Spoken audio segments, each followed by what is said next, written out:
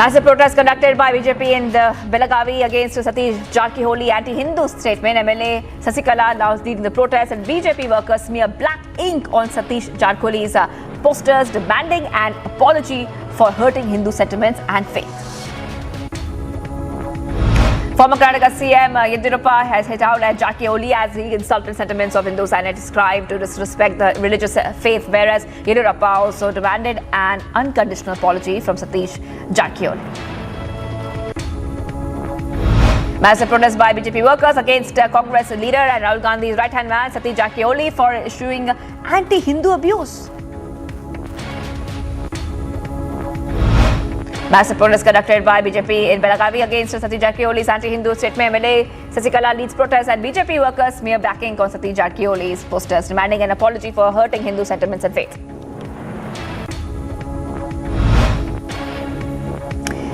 Meenakshi Lekhi attacks Aam Aadmi Party government for false promises and made for clean air, but in spite offered the smoke tower would be built, but none of the promises were fulfilled.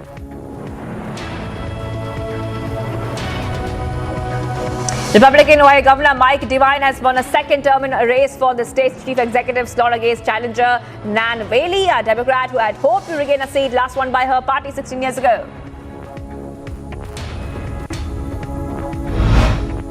Democrat Becca Balint has won the race for Vermont's lone seat in the U.S. House, becoming the first woman and the first openly gay person to represent the state in Congress. Former U.S. President Donald Trump has celebrated the apparent electoral success of some of the candidates he had supported in the midterm elections. Trump says of some races which are hot and heavy, but publicly ran through a list of Republican candidates ahead as ballots continue to be counted. U.S. midterm elections held every 4 years at the midpoint of each presidential term, and this year include elections for all 435 seats in the House of Representatives, 35 of the 100 seats in the Senate, and 36 of the 50 state governors, as well as numerous other local seats, and ballot issues are under counting. Russian Foreign Minister Sergei Lavrov discussed the special military operation with his Indian counterpart S. Jaishankar in Moscow today, during which Jaishankar has reiterated that India is interested in the oil and gas supplies from Russia. Today, the world's third largest consumer of oil and gas, a consumer where the levels of income are not very high. It is our fundamental obligation to ensure that the Indian consumer has the best possible access on the most advantageous terms to international markets. And in that respect, quite honestly, we have seen that the India-Russia relationship has worked to advantage. So if it works to my advantage, I would like to keep that going. U.S. Secretary General Antonio Guterres, while addressing the COP24 climate conference in Egypt, warned that loss and damage from global climate change can no longer be swept under the rug. Venezuelan President Nicolas Maduro singled out developed countries on Monday for their capitalism, telling the U.S. climate conference that their exploitation of the planet's resources was the cause of climate crisis. He went on to say that an indiscriminate exploitation of renewable and non-renewable resources was producing worsening environmental and social misery on the planetary scale. Polish President Andrzej Duda has said that a transition to a greener future was being made more difficult by Russia's war in Ukraine, and urged the international community to step up efforts to repeal it. He added that Russia's actions had generated additional emissions exceeding the level of those produced by a number of developing countries within the scope of 1 year. Many bank client data was published by the extortionists, including details of individuals' medical procedures after Australia's largest health insurer refused to pay a ransom for the personal records of almost 10 million current and former customers. Prime Minister Anthony Albanese is a Medibank customer and has had personal data stolen. Welcomed the company's refusal to pay the hacker to have the records returned. Australia's Defence Minister said that he's ordered a review of Australian Defence Force policies in response to concerns that former military personnel have been approached to provide training to the Chinese People's Liberation Army. U.S. Secretary of State Antony Blinken welcomed Omani Foreign Minister at the State Department on Tuesday as they launch a new strategic dialogue between Oman and the U.S. for greater cooperation on regional issues. Dominic Stricker beat Jack Ripper 4-3 in his opening match at the Next Gen ATP Finals in Milan, and the victory was the third top 50 win in as many weeks for the world number 111. Hit 37 or 43 first serve points and registered 33 winners against just 4 unforced errors. A low start to cost Borussia Dortmund as they lost 2-0 at Wolfsburg, as Wolfsburg are now on the 8-game unbeaten run in the league and cup after a troubled start to the season. The 14th China International Aviation Aerospace Exhibition, also known as Airshows China, opened in Zhuhai City in Guangdong Province. The airshow scheduled for November 8 to 13 boasts an indoor exhibition area of 100,000 square meters as well as more than 100 airplanes displayed outdoor. England trained at Adelaide Oval ahead of their semi-final clash against India in ICC T20 World Cup. In Australia, Jos Buttler's side appear to have struck form at the right time, especially their star all-rounder Ben Stokes, as England qualified for the semi-finals. India's captain Rohit Sharma had an injury scare while batting in the nets at Adelaide Oval on Tuesday, 2 days ahead of the semi-final match in the ICC T20 World Cup against England. India to face England in the second semi-final of the T20 World Cup at the Adelaide Oval on Thursday. Real Madrid has lost for the first time in La Liga this season as Rayo Vallecano came from behind to beat them. The defeat meant La Liga and European champions Real missed the chance to return to the top of the table ahead of Barcelona, who remained 2 points clear after their 2-0 win at Almeria. Paul George scored 26 points and made the tie-breaking 3-point play with 37 seconds left after the Los Angeles Clippers rallied from a 13-point deficit in the final 5 minutes to snap the Cleveland Cavaliers' 8-game winning streak with a stunning 119-117 victory.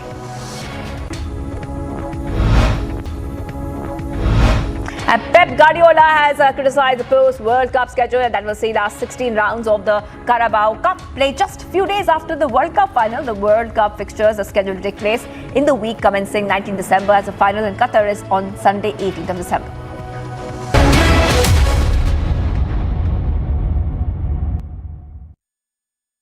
In the latest Indian university rankings announced by QS, the world's leading university rankings organization, India's #1 ranked universities in various categories are IISc Bangalore, IIT Bombay, University of Delhi, University of Calcutta and Amity University. आपने अपनी sugar check की क्या? आपने sugar check की क्या? A simple sugar test can save you from diabetes-related complications. This World Diabetes Day, take a pledge to check your sugar and beat diabetes with Beto. Get your diabetes care program with a free Beto glucometer. Give a missed call on 740-1100. The stone pelting that had been done at the Vande Bharat Express, exactly at the window where Assaduddin Owaisi had also been seated. Jiten Raut, yesterday he went into one of the theatres and he took law in his hand. He and his party workers beat up the viewers who were there sitting and watching the movie. The joint exercise, that's the Garud 7 being conducted in Jodhpur.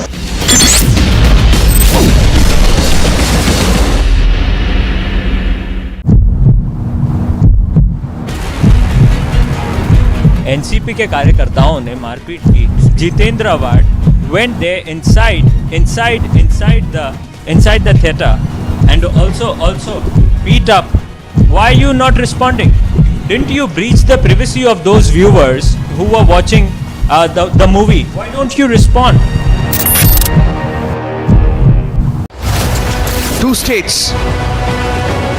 Gujarat के लोगों ने इतना भारी बहुमत देके इनको राज दिया, या आपके घर में मौत होने पे आपसे मिलने भी नहीं आते. भारत के साथ जम्मू कश्मीर को जोड़ने का काम देश के प्रधानमंत्री नरेंद्र मोदी का. There's only one channel for the result. They lie.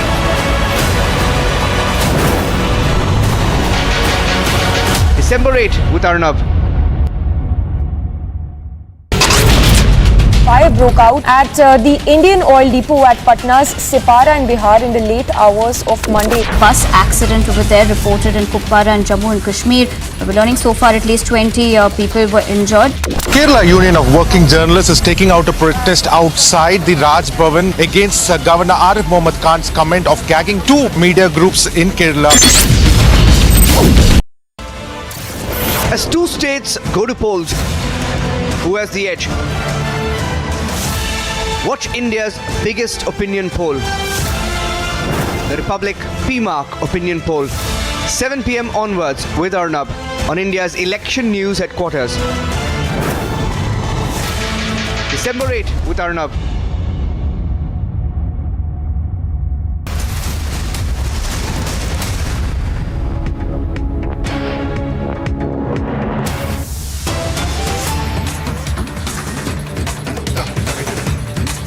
Cut across to breaking news coming in. The Enforcement Directorate has moved Bombay High Court against the special PMLA court order granting bail to Sanjay Raut.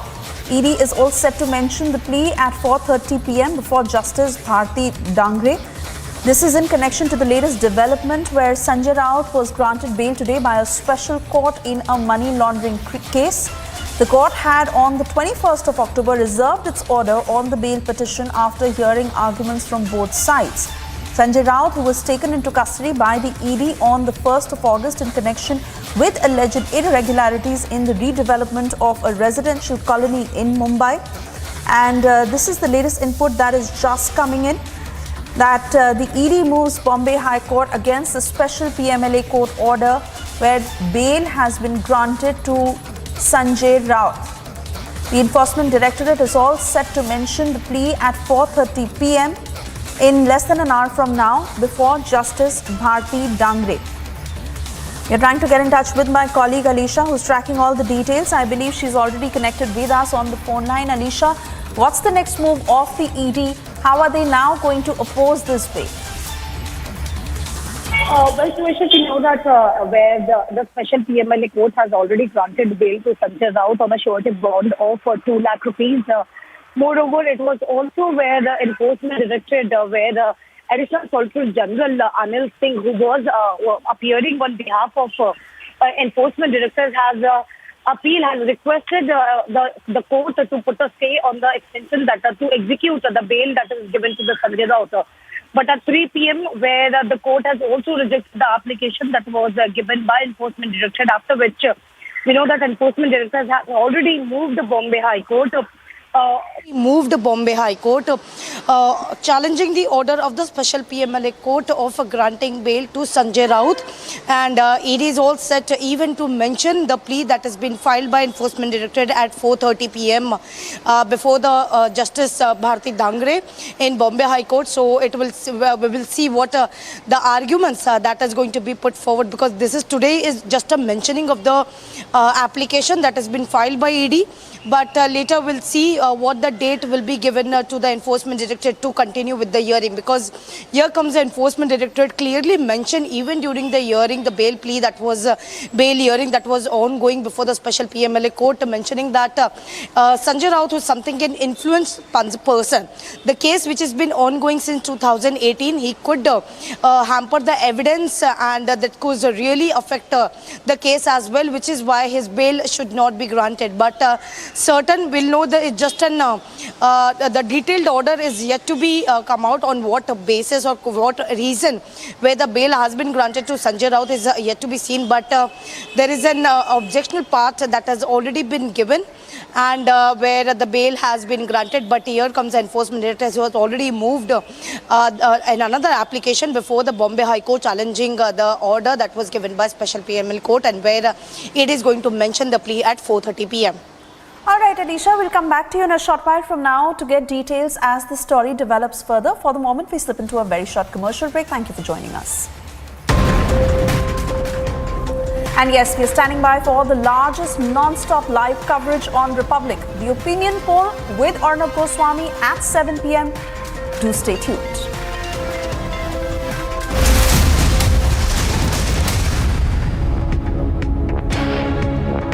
In the latest Indian university rankings announced by QS, the world's leading university rankings organization, India's #1 ranked universities in various categories are IISc Bangalore, IIT Bombay, University of Delhi, University of Calcutta, and Amity University.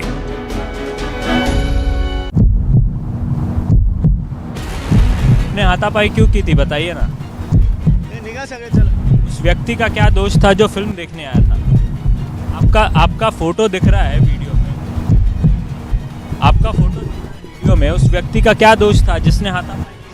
This is the NCP worker who was there with Jitendra Raut is not in fact responding to the question.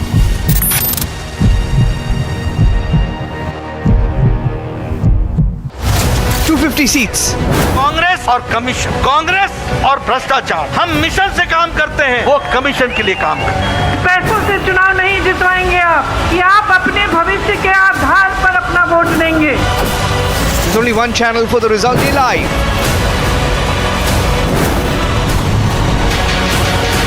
December 8 with Arnav. The stone pelting that had been done at the Vande Bharat Express, exactly at the window where Southern Owaisi had also been seated. Jitendra Raut, yesterday he went into one of the theatres and he took law in his hand. He and his party workers beat up the viewers who were there sitting and watching the movie.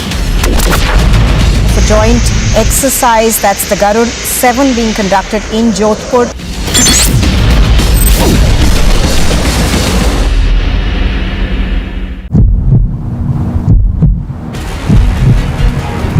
NCP के कार्यकर्ताओं ने मारपीट की। Jitendra Rawat went there inside the theatre and also beat up. Why are you not responding? Didn't you breach the privacy of those viewers who were watching the movie? Why don't you respond? 2 states. Gujarat के लोगों ने इतना भारी बहुमत देके इनको राज दिया। क्या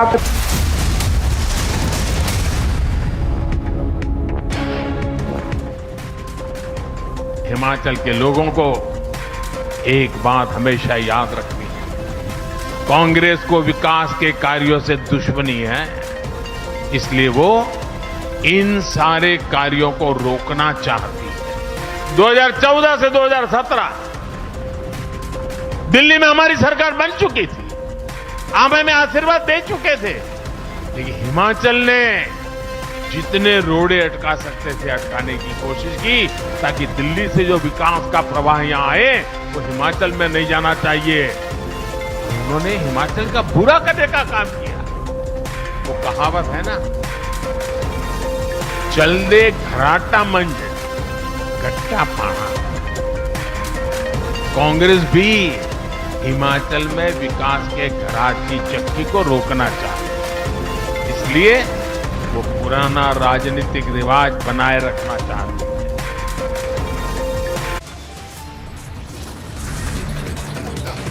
With that, it's time for us to slip into a very short commercial break. On the other side, we get you details as the BJP goes full swing on Congress's anti-Hindu abuse.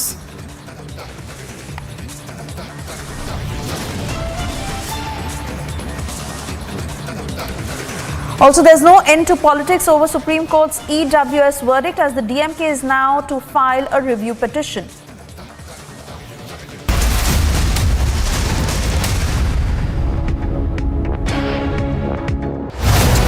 Two states. Gujarat के लोगों ने इतना भारी बहुमत देके इनको राज दिया कि आपके घर में मौत होने पे आपसे मिलने भी नहीं आते। भारत के साथ जम्मू कश्मीर को जोड़ने का काम देश के प्रधानमंत्री Narendra Modi ji. There's only one channel for the result day live.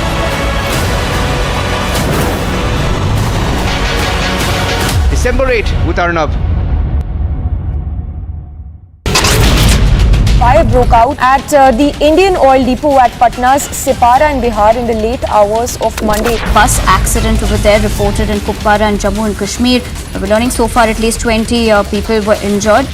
Kerala Union of Working Journalists is taking out a protest outside the Raj Bhavan against Governor Arif Mohammad Khan's comment of gagging 2 media groups in Kerala.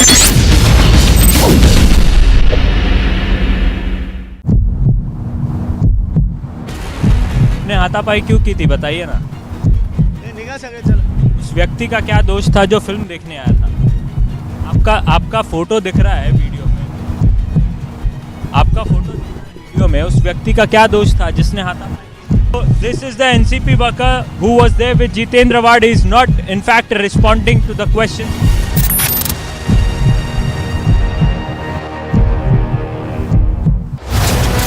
Seats. Congress और commission, Congress और भ्रष्टाचार, हम mission से काम करते हैं, वो commission के लिए काम करते हैं। पैसों से चुनाव नहीं जितवाएंगे आप, कि आप अपने भविष्य के आधार पर अपना वोट देंगे। There's only one channel for the result day live.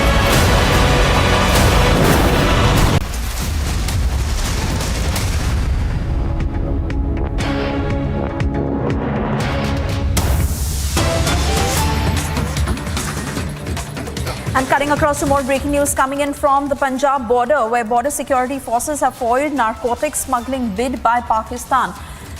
Details we are picking up as 3 kgs of heroin worth 15 crores were recovered. Those pictures on your screens of how Pakistan continues to push drugs on the Indian side, narcotics that were being smuggled, and that bid has been foiled by the BSF.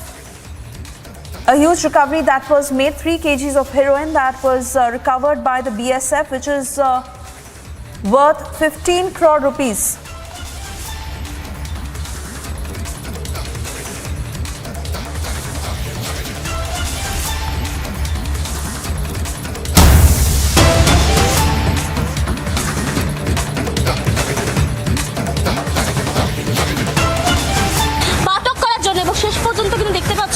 প্রচুর police যেমন মোতায়েন করা রয়েছে, বাস আনা হচ্ছে এবং এখনো পর্যন্ত বেশ কয়েকজন চাকরি প্রার্থীরা অসুস্থ হয়ে পড়েছেন, তাদেরকে পুলিশ বাহিনী কিন্তু নিয়ে যাওয়া হচ্ছে হাসপাতালে। So that was my colleague on the ground from Republic Bangla getting us details of the protests that are underway and have now taken a very chaotic turn in Kolkata.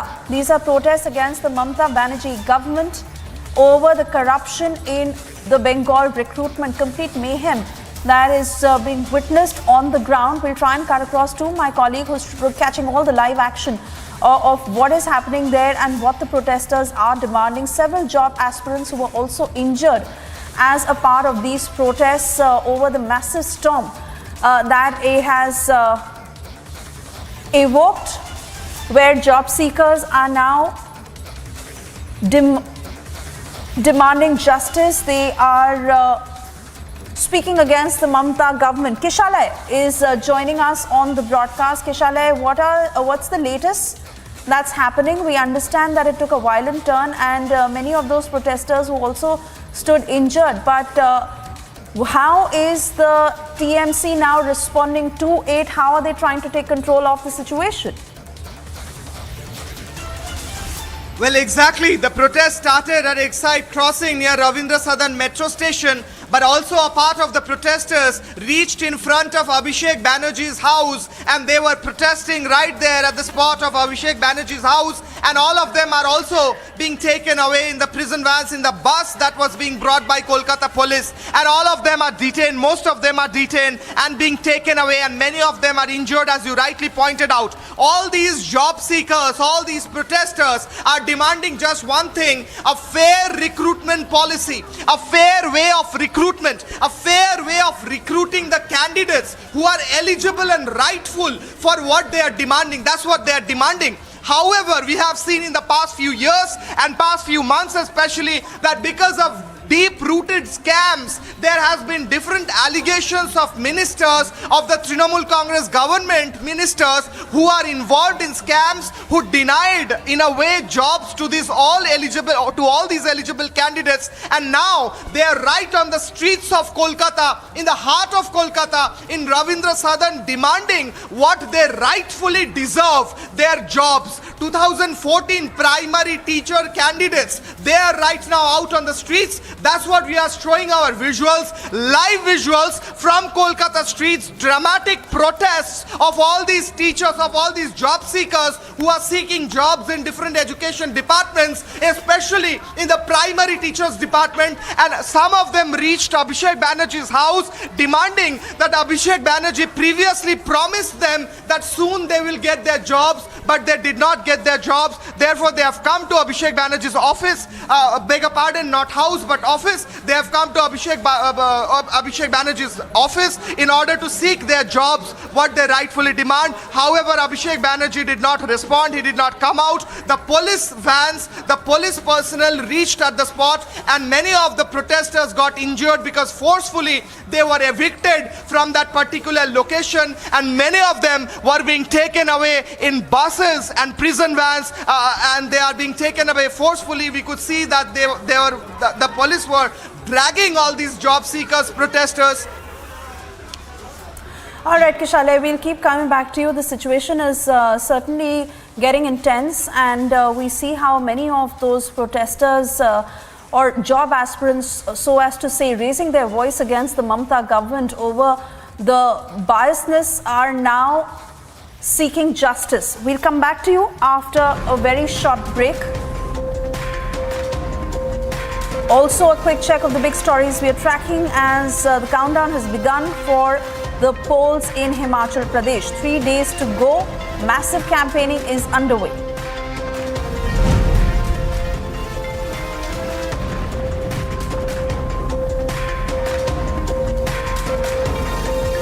And top brass of political parties in Himachal Pradesh are present. That includes Prime Minister Nirav Modi, who addressed a rally. He has one more to go.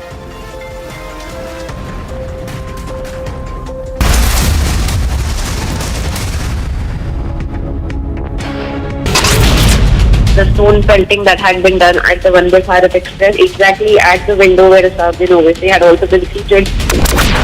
Raut. Yesterday, he went into one of the theatres and he took law in his hand. He and his party workers beat up the viewers who were there sitting and watching the movie. The joint exercise, that's the Garud 7 being conducted in Jodhpur.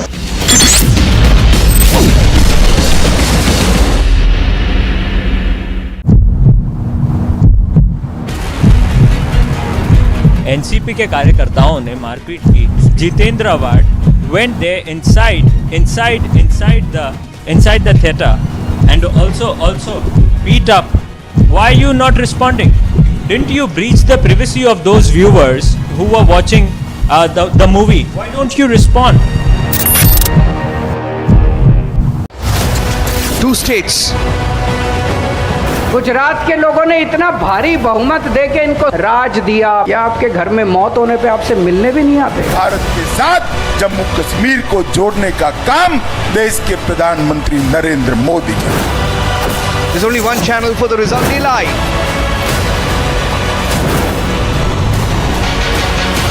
December 8 with Arnav.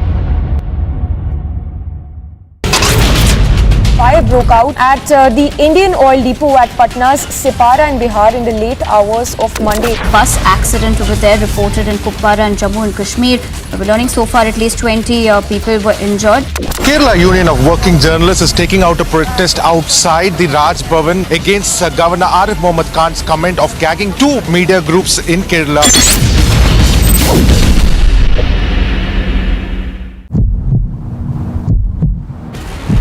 ने हाथापाई क्यों की थी बताइए ना. उस व्यक्ति का क्या दोष था जो फिल्म देखने आया था? आपका फोटो दिख रहा है वीडियो में. आपका फोटो दिख रहा है वीडियो में. उस व्यक्ति का क्या दोष था जिसने हाथापाई? This is the NCP worker who was there with Jitendra Raut. He is not in fact responding to the questions.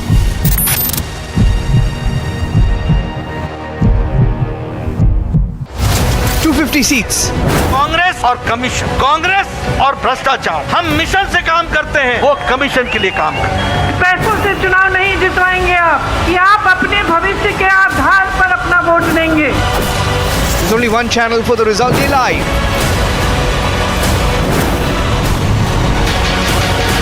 December 8 with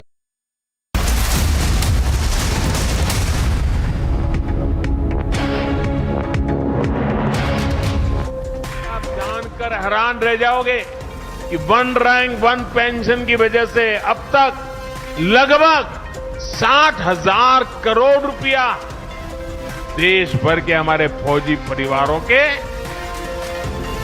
खाते में गए हैं और ये अतिरिक्त राशि गई है.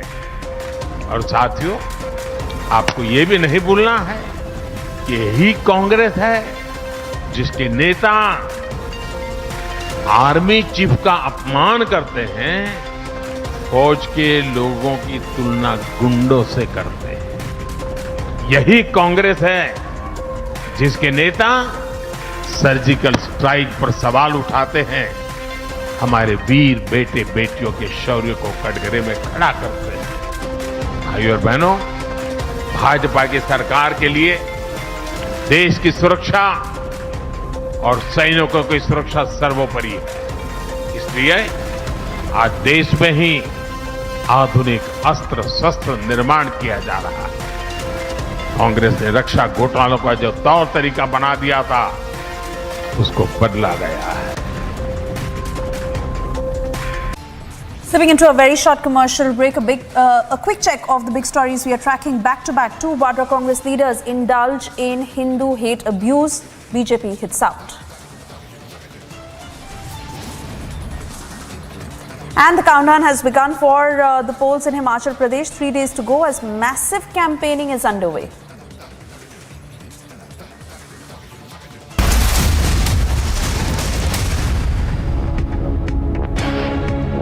आपने अपनी शुगर चेक की क्या? आपने शुगर चेक की क्या? A simple sugar test can save you from diabetes-related complications. This World Diabetes Day, take a pledge to check your sugar and beat diabetes with Beto. Get your diabetes care program with a free Beto glucometer. Give a missed call on 740-1100. ने हाथापाई क्यों की थी बताइए ना। उस व्यक्ति का क्या दोष था जो फिल्म देखने आया था? आपका फोटो दिख रहा है वीडियो में, आपका फोटो दिख रहा है वीडियो में, उस व्यक्ति का क्या दोष था जिसने हाथापाई? This is the NCP worker who was there with Jitendra Raut is not in fact responding to the question.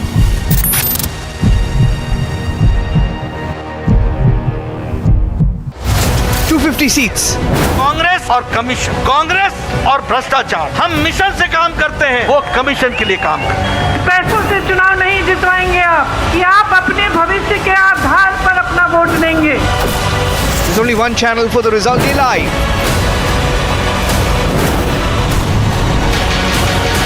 December 8 with Arnav. The stone pelting that had been done at the Vande Bharat Express, exactly at the window where obviously had also been seated. Jitendra Raut, yesterday he went into one of the theatres and he took law in his hand. He and his party workers beat up the viewers who were there sitting and watching the movie. It's a joint exercise, that's the Garud 7 being conducted in Jodhpur.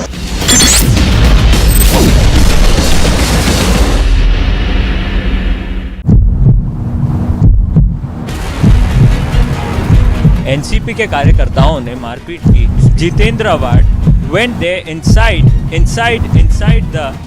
the theatre and also beat up. Why are you not responding? Didn't you breach the privacy of those viewers who were watching the movie? Why don't you respond?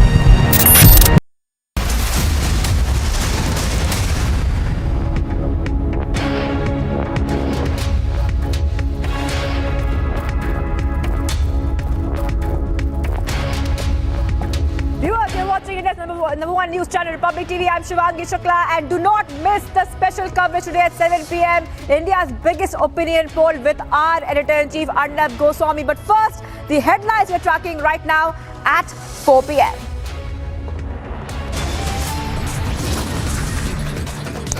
Countdown for Himachal Pradesh, 3 days to go. Massive campaigning underway.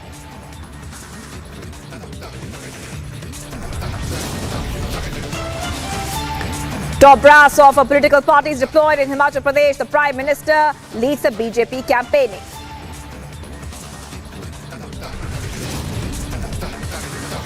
Prime Minister launches attack on Congress over neglect of the security forces. Largest election coverage in Republic. Stay tuned for special opinion poll broadcast at 7 p.m.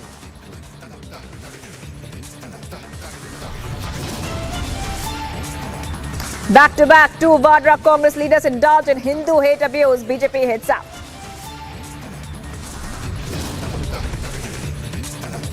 No end to politics over Supreme Court's EWS verdict. DMK to file review petition.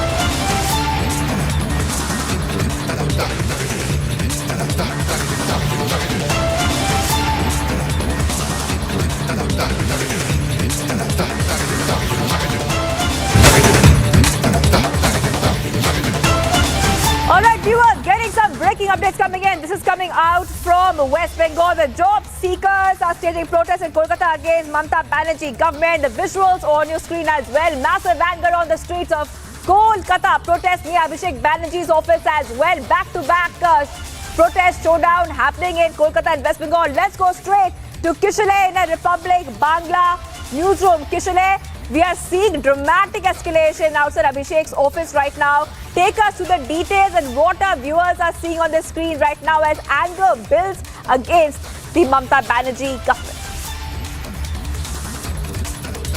Well, Shivangi, this is directly from in front of Abhishek Banerjee's office at Kamak Street and the adjoining areas like Ravindra Southern Metro Station and Exide Crossing.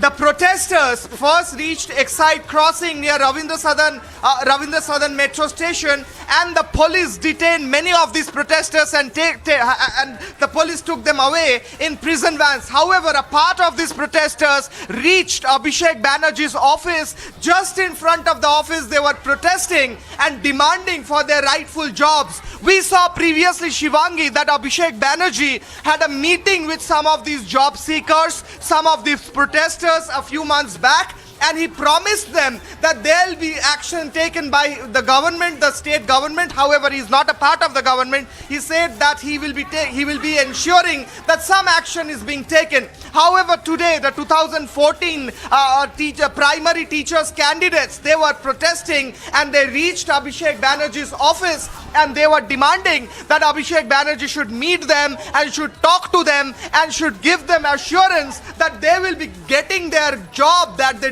deserve, that they rightfully deserve, because they have gone through the process of appearing for the interviews and exams. However, they did not get jobs because of the widespread scam, especially in the education department that we saw previously. In the same case, Partho Chatterjee was arrested, and also Orpita Mukherjee's house, we saw Partho's closet, how a huge amount of money was recovered. However, these job seekers, when they reached at that particular location, there was a huge deployment of police force and security force who forced them inside buses, inside prison vans, and they were being taken away, their voice being subdued. They were taken away in front of, just from the location of in front of Abhishek Banerjee's office, and they were taken away to police stations. And in the whole process, many of the job seekers and protesters were injured. They were injured in a way that blood was oozing out of one person's head. That's what we saw on air live from Kolkata, and many of them were being forcefully dragged from through the streets and being taken away because they did not want to go. They wanted to stage a sit-in protest and meet Abhishek Banerjee finally to speak to him and demand jobs. This is the present situation live for our viewers, Shivangi, that Kolkata streets have turned into practically a demonstration spot where all these job seekers are demonstrating at various locations, multiple locations. Since morning we saw there has been protests in Salt Lake area, Korunamoi. There has been protests in Toliganj area in front of PSC Bhavan, Public Service Commission Bhavan of the West Bengal government. And now we have seen there has been protests at Exide Crossing, at Ravindra Southern Metro Station, and now we saw the protest in front of Abhishek Banerjee's house. But all these protests, the demand is one, the rightful demand for jobs from these job seekers who are speaking in one voice. However, they have applied for different positions, different posts, different departments. However, they demand for one thing, jobs, and that's what we are seeing. Right. And Kishore, behind me, and for our viewers as well, our viewers can see the visuals, the kind of anger on the streets of Kolkata, the kind of anger that we see here, because you know that the kind of scam, the SSC scam, the recruitment scam, when it comes to people who deserve those jobs not getting it, and jobs are being given for money. That was a big scam which had come out, and visuals on the screen. Now what you see right now are the present day of today's situation. Today's situation is protest near Abhishek Banerjee's office. Several job aspirants are injured in these protests. You can see how the police is trying to pick them up. They're forcefully picking up these protesters from the roads. Many of the protesters have been detained as well. Kishore, can you come back with us right now? Kishore, please come back with us. And let's talk a little bit about the kind of pressure the Mamata government is facing right now, Kishore. Because a lot of demand, not just from the job seekers, but also the BJP saying that this is about justice. This is about making sure that corruption ends in the state government. Well, Shivangi, absolutely rightly put. We saw that Partho Chatterjee, Mamata Banerjee's government strongman, a very important person, was arrested. Later on, Onubroto was arrested in a different case, cattle smuggling case, coal smuggling case, all of these haunting Mamata Banerjee's government, haunting like anything. However, these protests on the streets of Kolkata almost every day reminds this government of all the scams that has been happening in the last few years since this government has come into power, especially after Partho Chatterjee was arrested. There was a protest for a long time, almost 1 year or more than that, in Korunamai Salt Lake. All these protesters were removed a few days back, and the police said that this is because of the security reasons, and the police said that this is under instructions of the government.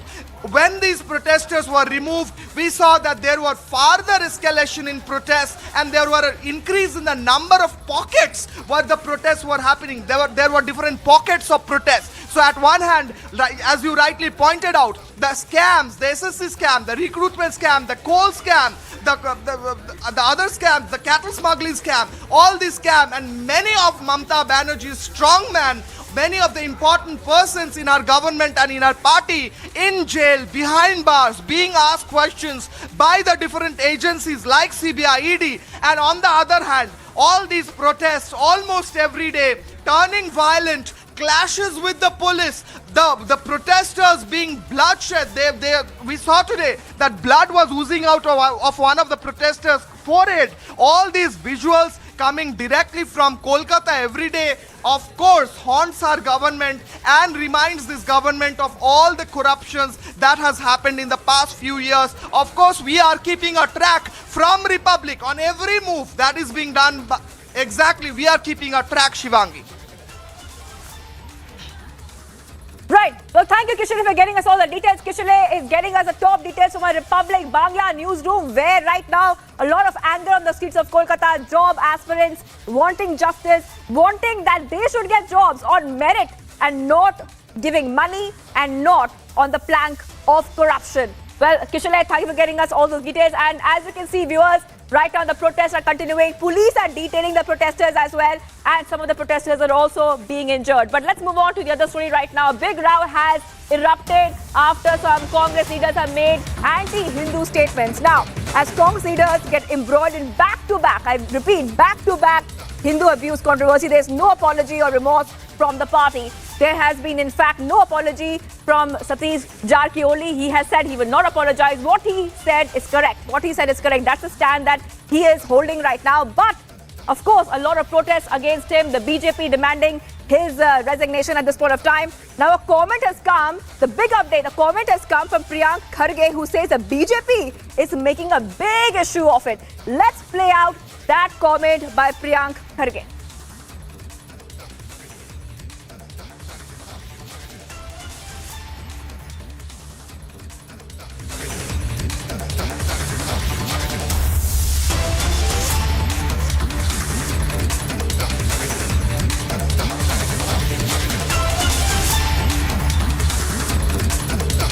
Jarkiholi ने साहब ने बहुत clearly बोला है कि जो मेरे अध्ययन से किया हुआ जो बातें हैं उसको मैं सामने रख रहा हूं। अगर इसमें कुछ खामियां हैं और इसमें कुछ झूठ है तो उसके लिए आप चर्चा के लिए आए बुला रहे बीजेपी वालों को। और वेरी क्लियरली उन्होंने बोला है कि ये मेरा जाती कमेंट है, ये मेरा पर्सनल कमेंट है, इससे और पार्टी के से को नाता नहीं है करके ऑलरेडी बोले हैं। तो बीजेपी वाले क्या कर रहे हैं, अभी प्रोटेस्ट क्यों कर रहे हैं? वो जाके चर्चा करना चाहिए ना सतीश जी के पास। अगर वो इतना कॉन्फिडेंट है कि जो सतीश जी ने बोला वो ठीक नहीं है तो उनके साथ चर्चा कीजिए, वो तो रेडी है। अत्यंत कष्ट का विषय है कि भारत की स्वतंत्रता के अमृत महोत्सव वर्ष में ये कितना विष भरा हुआ है। ये सेकुलर राजनीति के जो प्रवर्तक हैं, चाहे वो सबसे पुराने हों या सबसे नए हों, उनकी फितरत नहीं बदली है। फितरत केवल यह है कि सेकुलरिज्म का अर्थ हिंदू धर्म के प्रति घृणा और अपमान के भाव की अभिव्यक्ति करना। और अधिक दुख का विषय यह है कि वह संस्कृति जिसके लिए देश ही नहीं विदेश में क्या कुछ कहा जाता है। मैं कांग्रेस के नेताओं से कहना चाहूंगा, साहब आपकी अध्यक्ष रही हैं एनी बेसेंट, उन्होंने हिंदू धर्म के बारे में क्या कहा है? उन्होंने कहा such a philosophic, such a scientific, such a spiritual, the deep you go, the deep you love. Okay, let's go ahead to Shehzad Poonawala. Shehzad Poonawala is joining us on the phone line as the BJP spokesperson. Thank you for joining us, Mr. Poonawala. Now, what is the first reaction? Now, we're seeing that Congress leaders are not apologizing. Instead, they're trivializing the issue. They're saying it's not even a big issue for the Congress. Congress का एक ही चरित्र रहा है, हिंदुओं को दो गाली ताकि मिले वोट बैंक की ताली। And when they saw that Aam Aadmi Party Gopal Italia Rajendra Pal are leading in the race of तुष्टीकरण का भाईजान, दे सेड हमको भी चलाना है वोट बैंक की दुकान। तो they started abusing and doing अपमान of Hindus. Now they first released mister old गृह मंत्री ऑफ देश Shivraj Patil who said Gita ji like जिहाद। Then they release Satish Jarkiholi and now they have release Chhattisgarh mayor.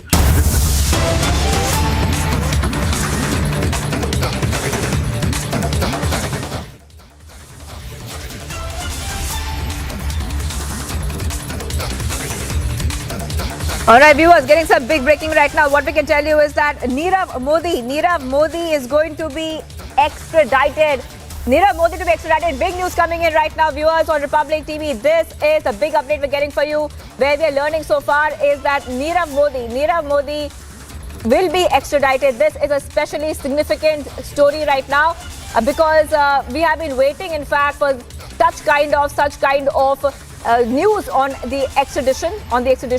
So, but this is a big story, a big breaking coming in. Nirav Modi will be extradited. Remember that for the past 1 month, the High Court in London had held that since India is a friendly foreign power, the UK must not pick holes in the assurances by the Indian government that Nirav Modi will be provided with adequate medical assistance. A lot of pleas and hearings were going on, but now we are hearing so far is that Nirav Modi will be extradited.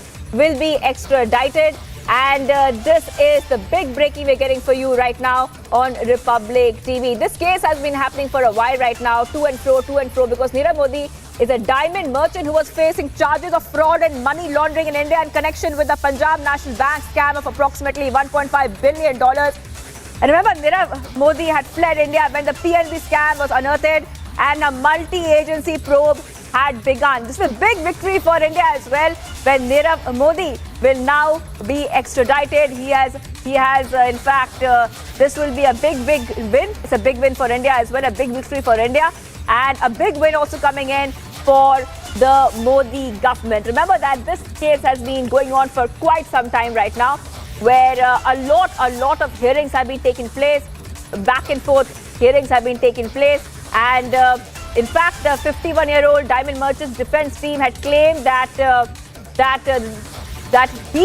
depression that Modi is having could worsen with its extradition. So a lot of things were happening. There was the defense team of Modi as well saying that if Modi if he's extradited, then things could go worse for him mentally. Lot of arguments in court. Let's go to Abhishek Kapoor right now, senior executive editor. Abhishek, this is a big win for India, a big victory that Nirav Modi will be extradited. A lot of to and fro happened in the courts as well earlier. The State of Parliamentary, Nirav Modi has in fact lost the appeal at the UK High Court. Remember, just yesterday we had Sanjay Bhandari's petition being rejected, and that he is to be extradited now. And now we are hearing that Nirav Modi, whose extradition is pending, in fact, and even the UK's foreign secretary had clearly allowed his extradition. This was about a couple of years back. Remember, Nirav Modi remains in jail, and he in UK, of course, and now at the second level of appeal, he has, I think, one more appeal left. Maybe Ridham, if he joins, can tell us better. But as I understand it, there is one more level of appeal which goes to the House of Lords, I believe, is available to the fugitive of law. So far as India is concerned, he's accused in the PNB bank scam case. Both CBI and the ED after him. In fact, the Enforcement Directorate has confiscated around 39 properties of Nirav Modi, worth about 500 crore rupees. And he's also wanted, of course, in the Fugitive Economic Offenders Act, which is of 2018. So Nirav Modi there now, essentially doors closing on him. One more option of appeal available, but after which, obviously, since there is already a clearance from the UK Foreign Office, Nirav Modi would get extradited to India and would be subject to Indian laws and Indian due process of law as and when he comes. So there were issues which were raised by Nirav Modi's legal team about how his human rights would get impacted if he's in an Indian jail, to which videos were presented on, of the jail cells under at the central prison in Mumbai, where Nirav Modi would be kept with all the facilities. So I think a big development, big move, and of course a big victory for Indian agencies and the government of India to getting Nirav Modi extradited. All right. Let's just go to Rhythm Bhardwaj. Let's go to Rhythm Bhardwaj, an executive editor, legal. Rhythm, this is a very, very big win. Nirav Modi to be extradited after a lot of to and fro, a lot of hearings in court. Please take our viewers through all the details. Money laundering is what Nirav Modi had been wanted for. What a big victory for our agencies. What a big victory for the Narendra Modi government, viewers. Sanjay Bhandari a few days ago, and now the fugitive Nirav Modi, who had appealed in the High Court, loses his appeal before the High Court and is going to be extradited. What does this mean? The fugitive economic offender lost his appeal. It was on the basis of fraud and money laundering, and today is going to first be seen as a big victory for India. Why are we saying this? Because we've seen after Vijay Mallya, then we went across to Sanjay Bhandari, and today Nirav Modi. This is a succession of extradition that is coming through a fantastic diplomatic work by our government, including legal work, because let's face it, we were the only channel to have tracked Nirav Modi, whether it was when he was in Europe, whether it was Mehul Choksi. We were the only channel to first have interviewed him, who was also there, and there was also this entire case pending against him. But the focus today, I'm going to first talk about what the case against Nirav Modi was and why this is a big win.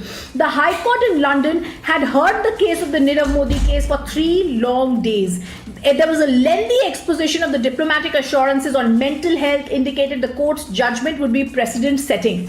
The focus had shifted from the actual case of fraud and money laundering to Nirav Modi saying whether his fragile mental health would be taken care of in India.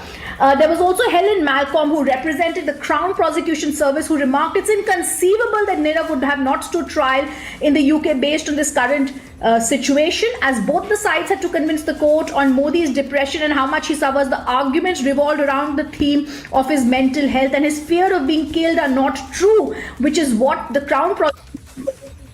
Let me first go across to senior advocate KK Manan joining us on the phone line. Mr. Manan, diplomatically, legally, what a huge victory for India in the UK courts, because we tried to speak to Nirav, we spoke to his brother, we spoke to Mehul Choksi. They all try and run away by committing fraud in India, and one by one they're being brought back.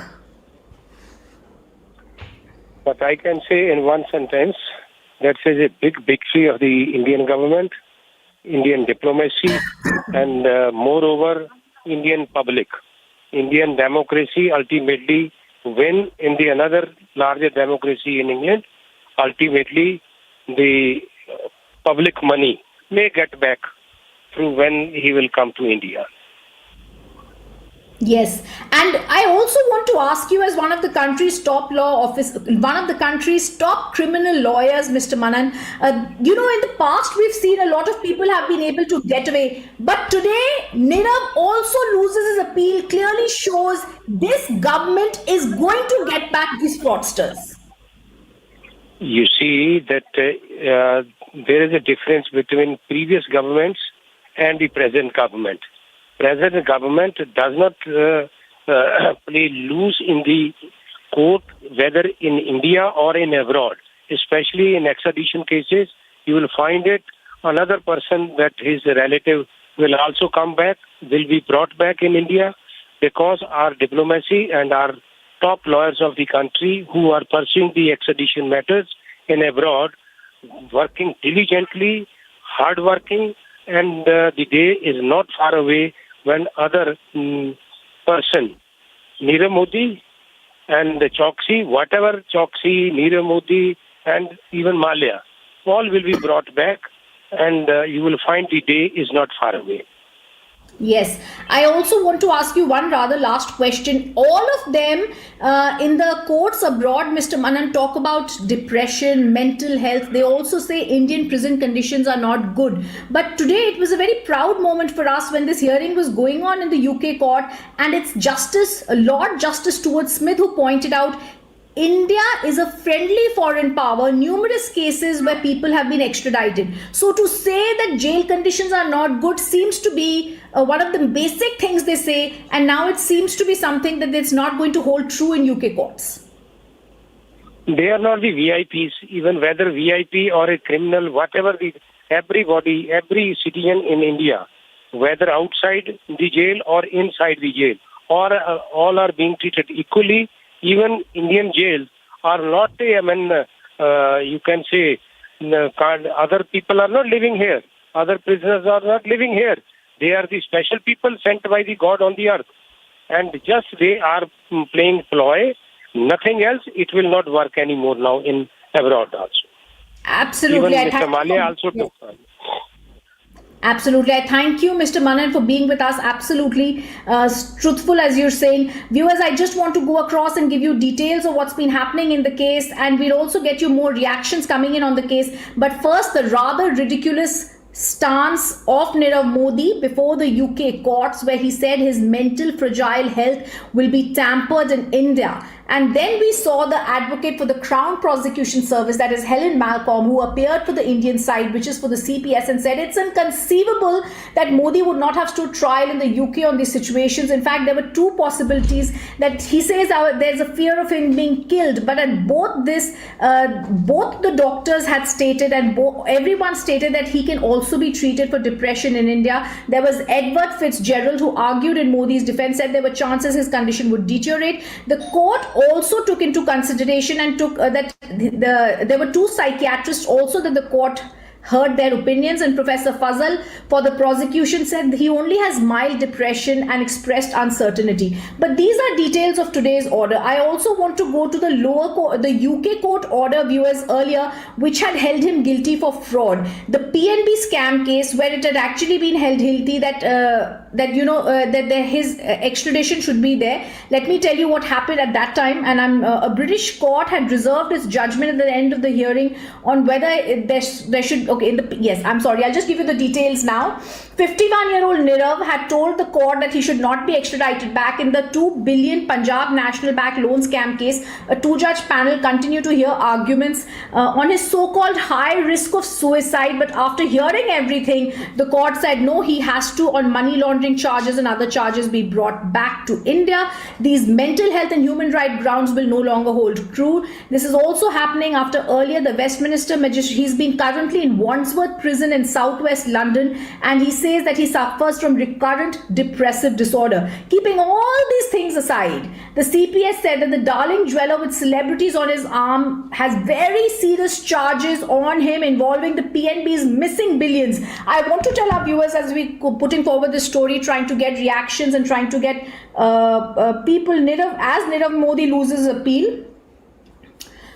This is a case which established how India was asking for its millions back. The PNB scam case was first highlighted right here on Republic TV, and we tried to show focus on the unfolding of this scam, which shocked people. People's livelihoods was lost, and now we are being told by the UK court, the Lord Justice Jeremy Stuart Smith and Justice J, who presided over the appeal, have stated that he shall be extradited back.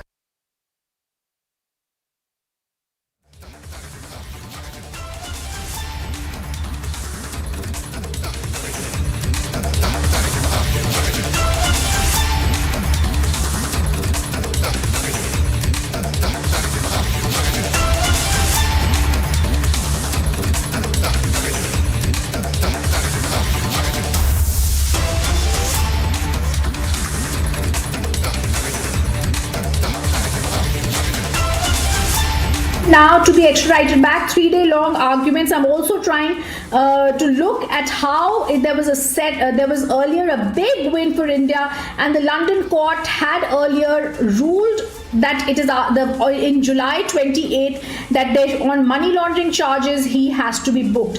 In fact, there was also the two High Court appeals judges, Justice Stuart Smith and Justice Jay, who were hearing the matter. This is a dramatic case in which both the judges said we are very concerned over the delays in the case. Nirav Modi, viewers remember, was arrested on March 20th, 2019. He's been in judicial remand in Wandsworth prison for close to 3 years now, and well into being in his 4th year here. Now let me also tell our viewers that pressing ahead with the moves for an early ruling, the judges had now given out this order, and this is after 6 months from the hearing that came on 28 June, where the courts had stated that he has to be that there are two things that he's there for, that is money laundering and other cases. So since 2019, Nirav Modi has been in Wandsworth prison, and now we have to see how soon he shall be extradited back.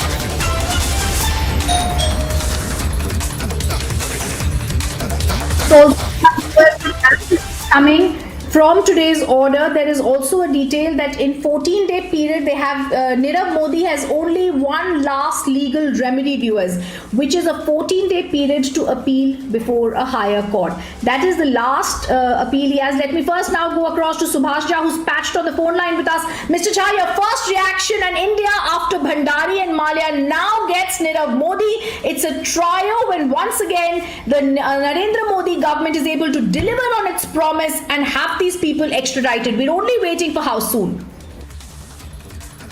Yes, this is the first major victory, it can be said, for the government, that it has been able to get an order. But still long way to go. The order of the trial court will be, of course, appealed by him, by Nirav Modi, in the Superior Court. Maybe the High Court, which is called the Royal Court of Justice there in England.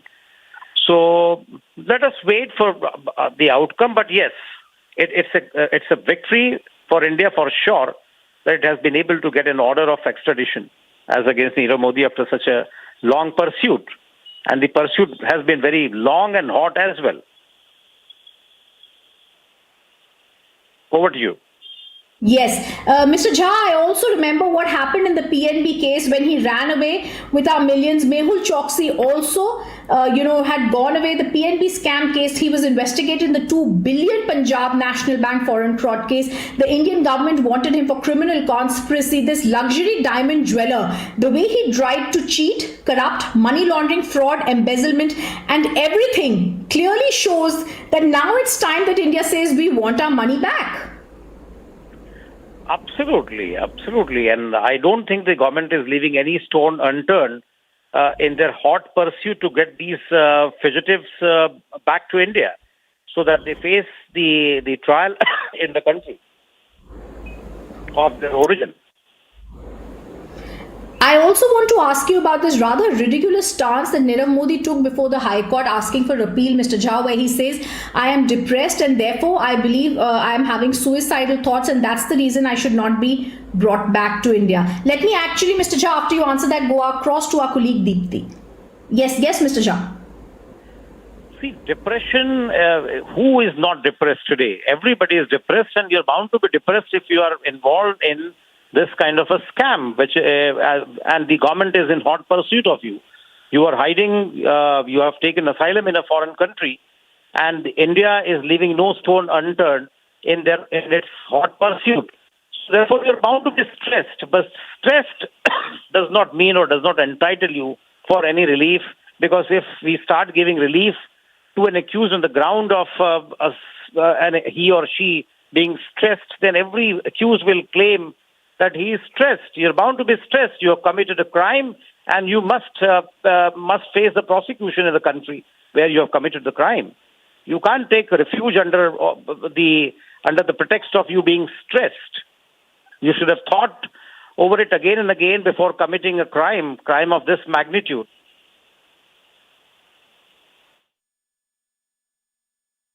All right, Mr. Jha, why don't you stay with us, Rhythm? Let's also get in Swapnil Kothari, who's been very patiently holding the phone line. Swapnil, good evening. How significant is this? You know, still some time till we have this man physically back in the country, but a significant move when it comes to the entire wheels of justice that have finally begun to move, and the agencies there putting an extremely watertight case, Swapnil, before the UK's courts. The reason why you have the High Court today dismissing his appeal on, grounds of depression. The ground of depression itself is a very flimsy ground, and anybody having passed his law course will easily see through that, much less, or rather should I say much more than the High Court at the United Kingdom level. So as far as this aspect is concerned, Nirav Modi has lost all his arguments. He doesn't have any plausible legal arguments, cogent arguments to make before the court of law. And more so, rather than the legally succeeding, what is succeeding here is the diplomatic initiative which has been taken behind all this legal scenario, that the UK counterparts are now convinced by the Indian counterparts that the Indian legal system is a robust one. There is no question of any human rights violation. And more importantly, that when Nirav Modi lands here, he will face a process of fair trial. So that is what is most important and which is prevailing, as you have seen in the last 2-3 days. Even Mr. Sanjay Bhandari was given an extradition order. So you're seeing one after the other, all of these extradition orders will start taking place, because it's more so a success, not only of the Crown Prosecution Service, who are arguing on behalf of the Indian government before the UK courts, saying and presenting a very valid, cogent case, but it is more so the conviction with which they are arguing that the Indian system is possibly more robust than even the English one when it comes to certain aspects. So this is the way I view it. And to answer your question, whether it's still a long time, yes, it is a long time before, because he's a very powerful man. He's got enough, there's still possibly some aces up his sleeve to try, but I don't think those cards are going to work out well, because everything is going against him, Deepthi. And what's going to happen more so, very importantly, is that he's going to start losing all his appeals one after the other, including his possibly last jot attempt, which might be the asylum aspect, that I need to be given an asylum. Of course, for that, then the UK will... And Swapnil, I was reading that to be able to reach the next stage of his appeal, and you can correct me if I'm wrong, then I'll also, in fact, get in Kapil Sankla. And Kapil, thank you. Good evening for joining us. But Swapnil, quick question to you before I go back to Kapil.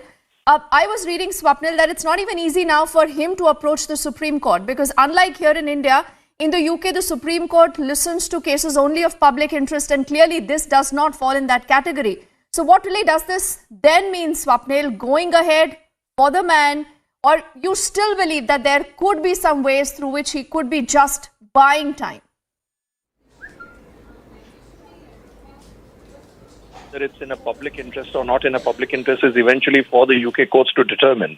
And possibly they will get into that sort of an exercise where they will try to say that, okay, this is something, we have to determine at the end of the day. But whatever it is, whatever that they determine, whether it's the public interest or whether it's not in the public interest, they are definitely going to end up, Nirav Modi is going to end up losing all his counts right up to whatever level that he wants to go to and pursue his case. But I don't think that it's going to cut much ice with any of the courts, because when you've lost, especially 1 or 2 tiers now that you have lost, then, any other further tier that may exist, or anything, even the asylum aspect or whatever that he will try the way Vijay Mallya is trying, I don't think that's going to work out. So, Deepthi, all of this is basically an exercise. And now, more so, most importantly, we've got an Indian Prime Minister up at the top level in the United Kingdom. I would call him Indian. I would not call him British.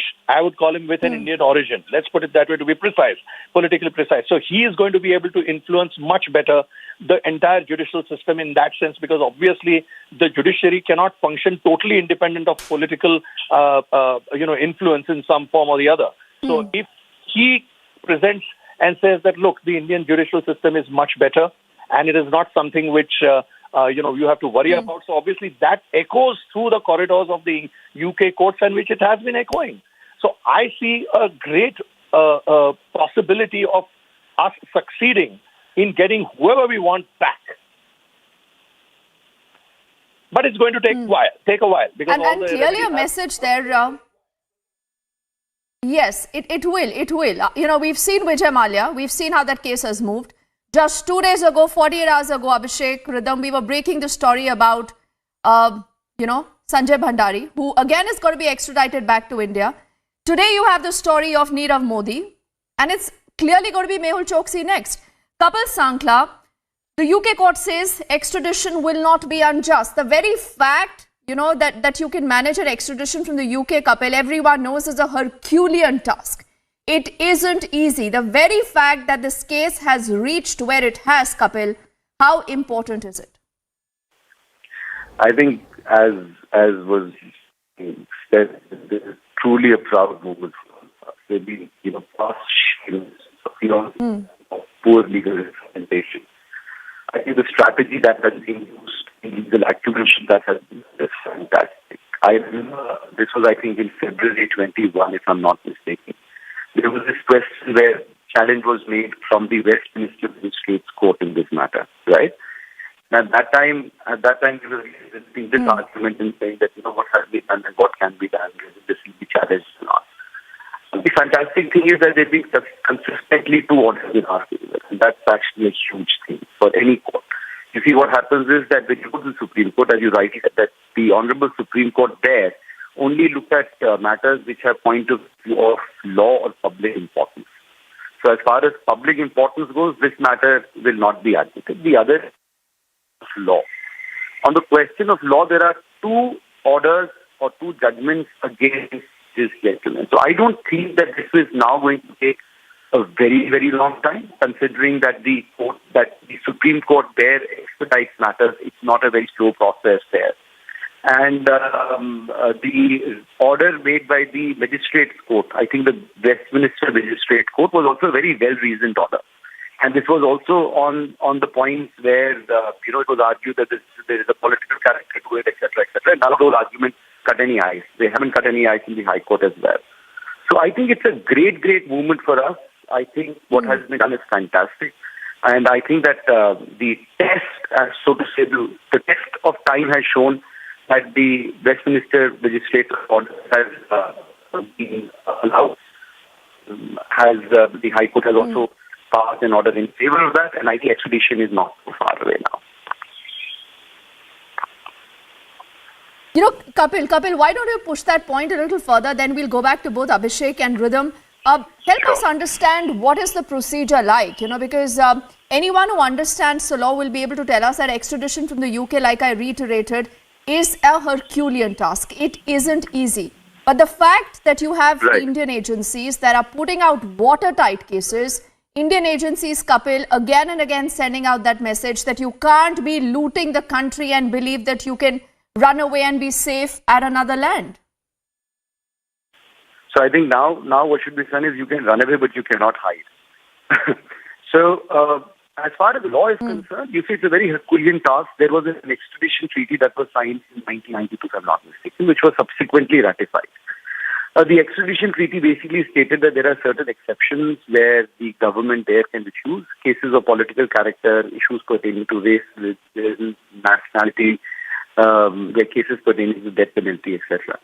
So the extradition, which also came subsequently between India and UK, is very simple. If you seek an extradition, the government must send a request through the Ministry of Business. This is the Home Office there.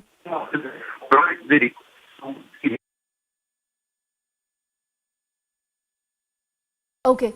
Kapil, we just have some trouble with your audio line, so we'll just reconnect with you because I think it's important to understand what happens from here on. We also have Dr. Subramaniam Swamy joining us right now here on Republic. Sir, thank you and good evening for speaking to us here on Republic. How do you respond to this, sir? You're looking at Vijay Mallya, who's lost all cases. He's yet to be extradited back to the country, but India has won that case.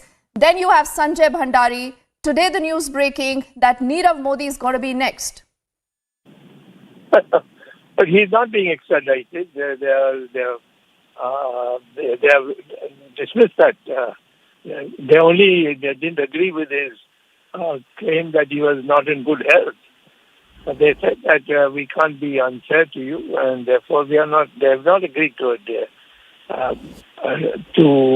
his being extradited to India. In any case, you see, there are many appeals left over, and this is going on and on and on, because I'm not sure that there's been a proper legal team which has handled this in seriousness, or maybe the instructions were not to bring them back, because they never speak. They will say who got so much money from them, and that will be a great embarrassment to many people. Okay. Dr. Swami, thank you for being with us. We shall try and come back to you. But let's also tell our viewers what happened in the courts today, because this is going to be seen, as we say, drag Nirav back, the biggest victory for us. Nirav's fragile mental health is the biggest stand, viewers, that he had before the UK court.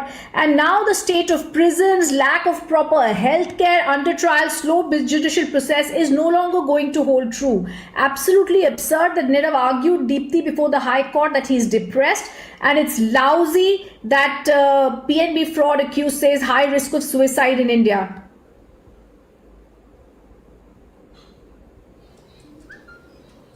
Yes, and Rhythm, I think that's the reason why that entire argument was thrown out. It was thrown out with the court saying that extradition at this point is not going to be unjust. But what's extremely important here is again and again to reiterate the direction that these cases are moving towards, Rhythm. And let's see if we can also get in Abhishek here. Because Abhishek, this is about the PNB scam. Likewise, the entire story of Vijay Mallya is something that a lot of people connected with. There were a lot of people here, his ex-employees who did not even get their salaries. And this man is having a, king-size life elsewhere. So the message that the government today is sending out is that we are watching you. We will ensure that you repay each and every penny that you owe to the country. And I remember the late Arun Jaitley actually saying this on the floor of the House.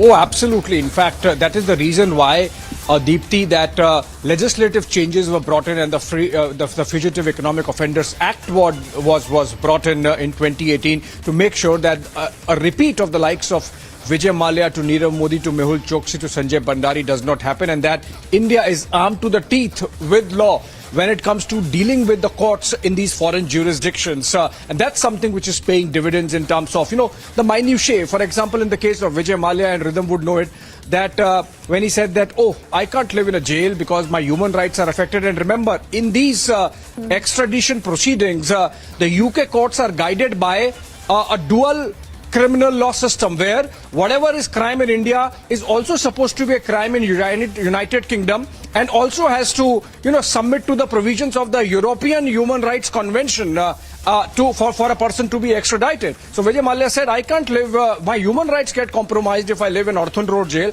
And that's when the undersell video was also sent by the CBI and played before the court to show that this is the condition in which Vijay Mallya would live. Similarly, for Nirav Modi, the CBI, the ED, the agencies have presented before the court how these people would be submitted to the due process of law, and that's no different from what they are going through in the United Kingdom. Of course, there are still loopholes, and Rhythm can join me on that, because now, Nirav Modi has one more appeal left. He can go to the Supreme Court of the United Kingdom.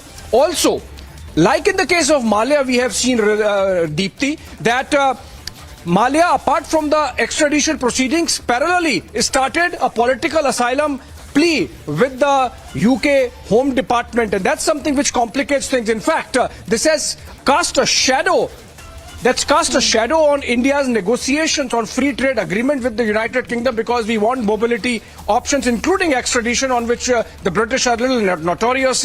We have an extradition treaty with the British since 1993, and of the 28 odd requests made, I think 1 or 2 only have been acceded to, and only 1 or 2 extraditions made. So still some legal issues left, but it's a big development so far as the fight of Indian agencies to get these fugitive economic offenders back to India is concerned. Deepthi.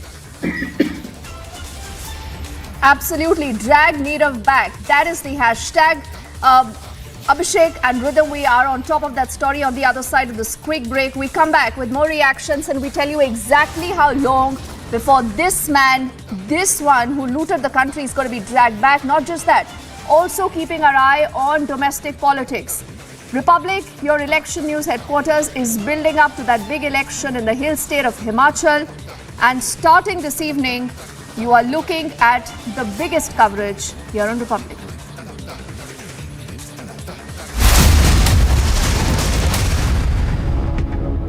In the latest Indian university rankings announced by QS, the world's leading university rankings organization, India's #1 ranked universities in various categories are IISc Bangalore, IIT Bombay, University of Delhi, University of Calcutta, and Amity University. The stone pelting that had been done at the Vande Bharat Express, exactly at the window where a Saudi overstay had also been featured. Raut. Yesterday, he went into one of the theatres and he took law in his hand. He and his party workers beat up the viewers who were there sitting and watching the movie. The joint exercise, that's the Garud 7 being conducted in Jodhpur.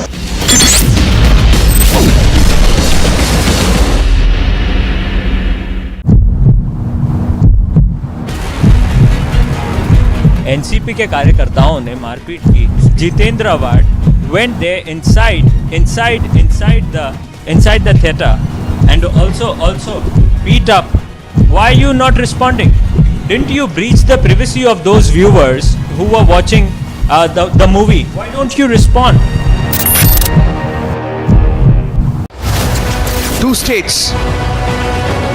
Gujarat के लोगों ने इतना भारी बहुमत देके इनको राज दिया कि आपके घर में मौत होने पे आपसे मिलने भी नहीं आते. भारत के साथ जम्मू कश्मीर को जोड़ने का काम देश के प्रधानमंत्री Narendra Modi ji. There's only one channel for the result. Live.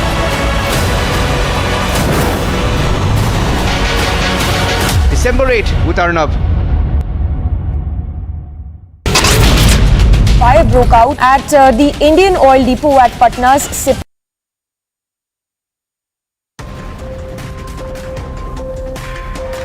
Himachal Bhajpa को विकास का नया संकल्प लेने के लिए इतना अच्छा घोषणा पत्र बनाने के लिए बहुत बहुत बधाई देता हूं.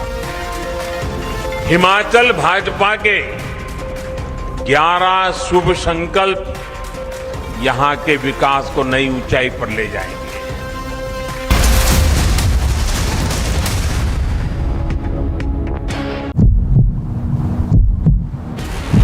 ने हाथापाई क्यों की थी बताइए ना. उस व्यक्ति का क्या दोष था जो फिल्म देखने आया था? आपका फोटो दिख रहा है वीडियो में.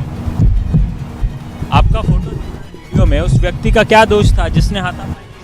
This is the NCP worker who was there with Jitendra Raut. He is not, in fact, responding to the questions.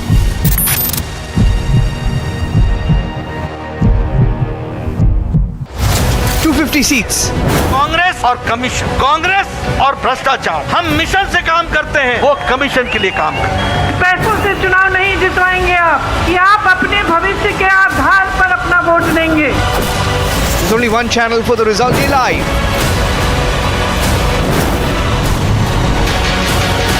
December 8 with Arnav. The stone pelting that had been done at the Vande Bharat Express, exactly at the window where a Saudi overstay had also been featured.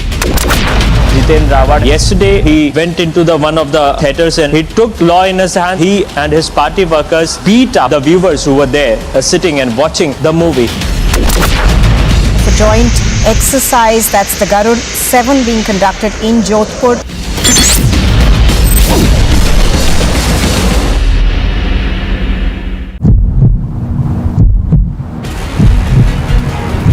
NCP के कार्यकर्ताओं ने मारपीट की. Jitendra Rawat went there inside the theatre and also beat up. Why are you not responding? Didn't you breach the privacy of those viewers who were watching the movie? Why don't you respond? 2 states. और आज हिमाचल के लोग भी कांग्रेस को भली भांति समझ चुके हैं, जान चुके हैं. कांग्रेस को लगता है कि हिमाचल हमेशा 5 साल उसके 5 साल मेरे वाले फॉर्मूले पर ही चलेगा। 5 साल मैं मौज करो, 5 साल तुम करो, फिर मैं 5 साल के बाद आ जाऊंगा, यही फॉर्मूला लेकर के चले।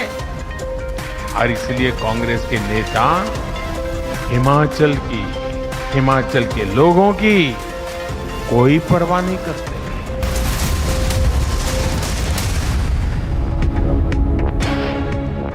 आपने अपनी शुगर चेक की क्या? आपने शुगर चेक की क्या?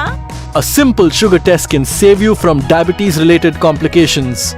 This World Diabetes Day, take a pledge to check your sugar and beat diabetes with Beto. Get your diabetes care program with a free Beto glucometer. Give a missed call on 740-1100. 2 states. Gujarat के लोगों ने इतना भारी बहुमत देके इनको राज दिया, या आपके घर में मौत होने पे आपसे मिलने भी नहीं आते। भारत के साथ जम्मू कश्मीर को जोड़ने का काम देश के प्रधानमंत्री Narendra Modi ji. There's only one channel for the result live.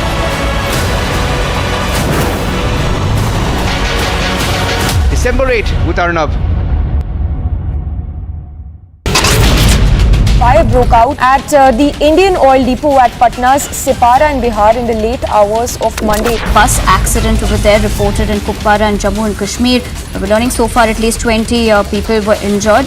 Kerala Union of Working Journalists is taking out a protest outside the Raj Bhavan against Governor Arif Mohammad Khan's comment of gagging 2 media groups in Kerala.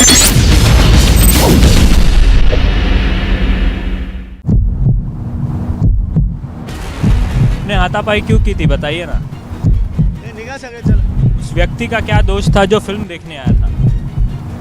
आपका photo दिख रहा है video में, आपका photo दिख रहा है video में, उस व्यक्ति का क्या दोष था जिसने हाथापाई? This is the NCP worker who was there with Jitendra Raut. He is not in fact responding to the questions.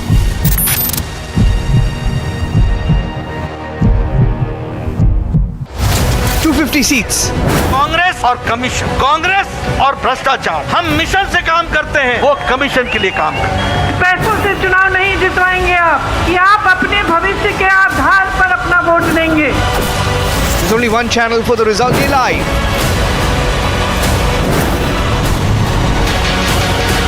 December 8 with Arnav. The stone pelting that had been done at the Vande Bharat.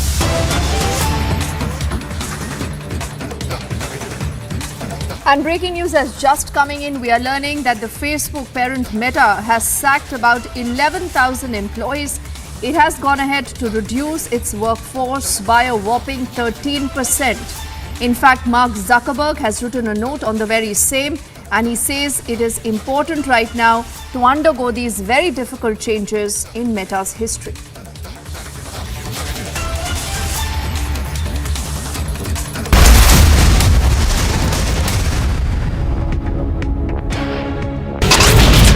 The stone pelting that had been done at the Vande Bharat Express, exactly at the window where Assaduddin Owaisi had also been seated. Jitendra Raut, yesterday he went into one of the theatres and he took law in his hand. He and his party workers beat up the viewers who were there sitting and watching the movie. The joint exercise, that's the Garud 7 being conducted in Jodhpur.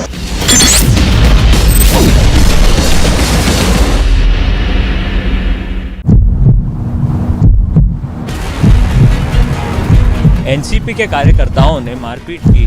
Jitendra Rawat went there inside the theater and also beat up. Why are you not responding? Didn't you breach the privacy of those viewers who were watching the movie? Why don't you respond?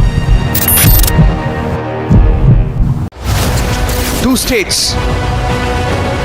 Gujarat के लोगों ने इतना भारी बहुमत देके इनको राज दिया, या आपके घर में मौत होने पे आपसे मिलने भी नहीं आते। भारत के साथ जम्मू कश्मीर को जोड़ने का काम देश के प्रधानमंत्री Narendra Modi ji. There's only one channel for the result live.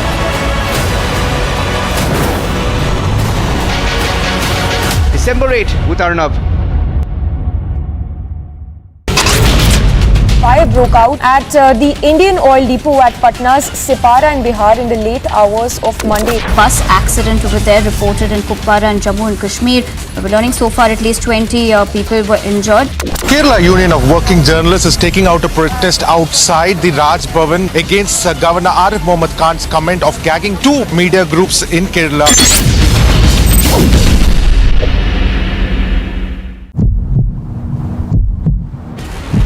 ने हाथापाई क्यों की थी बताइए ना। उस व्यक्ति का क्या दोष था जो फिल्म देखने आया था? आपका फोटो दिख रहा है वीडियो में, आपका फोटो वीडियो में उस व्यक्ति का क्या दोष था जिसने हाथापाई? This is the NCP worker who was there with Jitendra वाड is not in fact. Congress ने हिमाचल को हर बुनियादी चीज के लिए तरसा दिया था। वहीं भाजपा है जिसने हिमाचल के हर घर को बुनियादी सुविधाओं से जोड़ने के लिए दिन रात ईमानदारी से प्रयास किया है।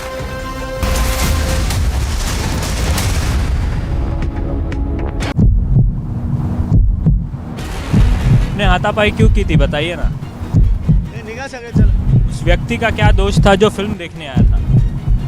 आपका फोटो दिख रहा है वीडियो में, आपका फोटो वीडियो में उस व्यक्ति का क्या दोष था जिसने हाथापाई? This is the NCP worker who was there with Jitendra वाड is not in fact responding to the question.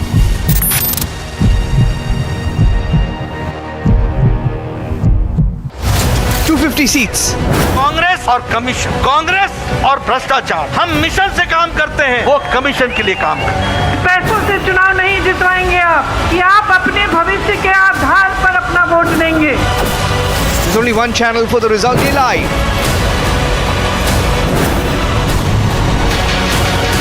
December 8 with Arnav. The stone pelting that had been done at the Vande Bharat Express, exactly at the window where obviously had also been seated. Jitendra Raut, yesterday he went into one of the theatres and he took law in his hand. He and his party workers beat up the viewers who were there sitting and watching the movie. The joint exercise, that's the Garud 7 being conducted in Jodhpur.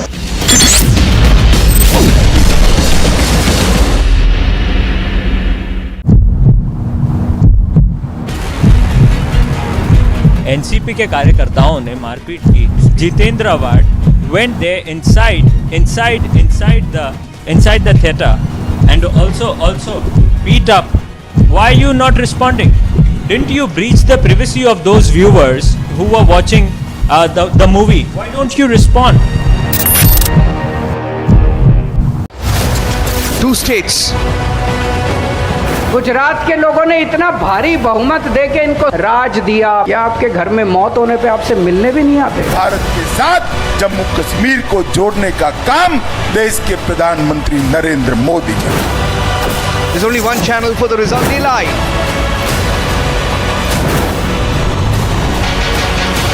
December 8 with Arnav.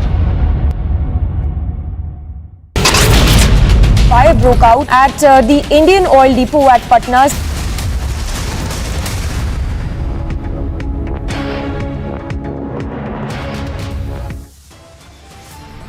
It's a big victory for India days after Sanjay Bhandari's extradition not from the UK court. Now Nirav Modi faces extradition.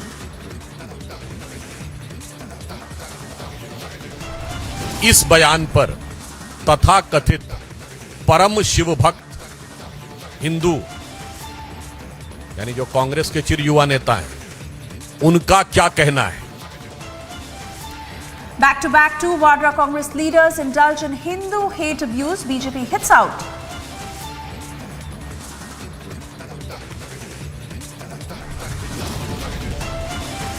Countdown for Himachal Pradesh begins. 3 days to go. Massive campaigning is underway. Top brass of political parties deployed in Himachal Pradesh. Prime Minister Modi leads BJP campaigning. Prime Minister launches attack on Congress over neglect of security forces. It is the largest election coverage on Republic. Stay tuned for special opinion poll broadcast at 7 p.m.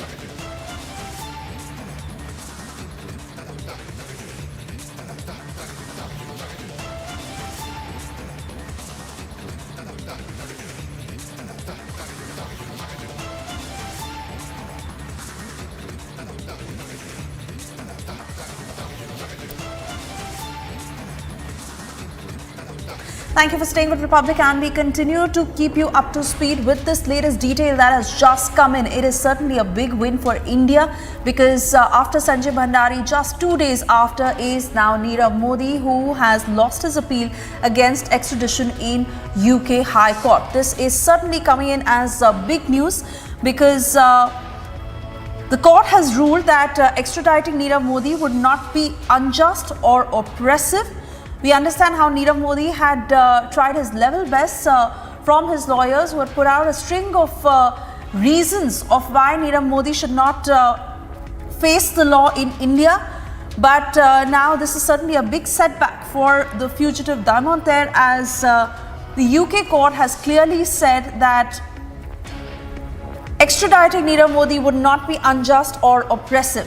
Nirav Modi, who is and must face the law in India after what he did with his uncle Mehul Choksi, 13,000 crores of fraud in the PNB bank fraud case, and he's escaped to the UK. He's been there since the last few years, but this is certainly about coming one step closer, where Nirav Modi must be brought back to India to face the law.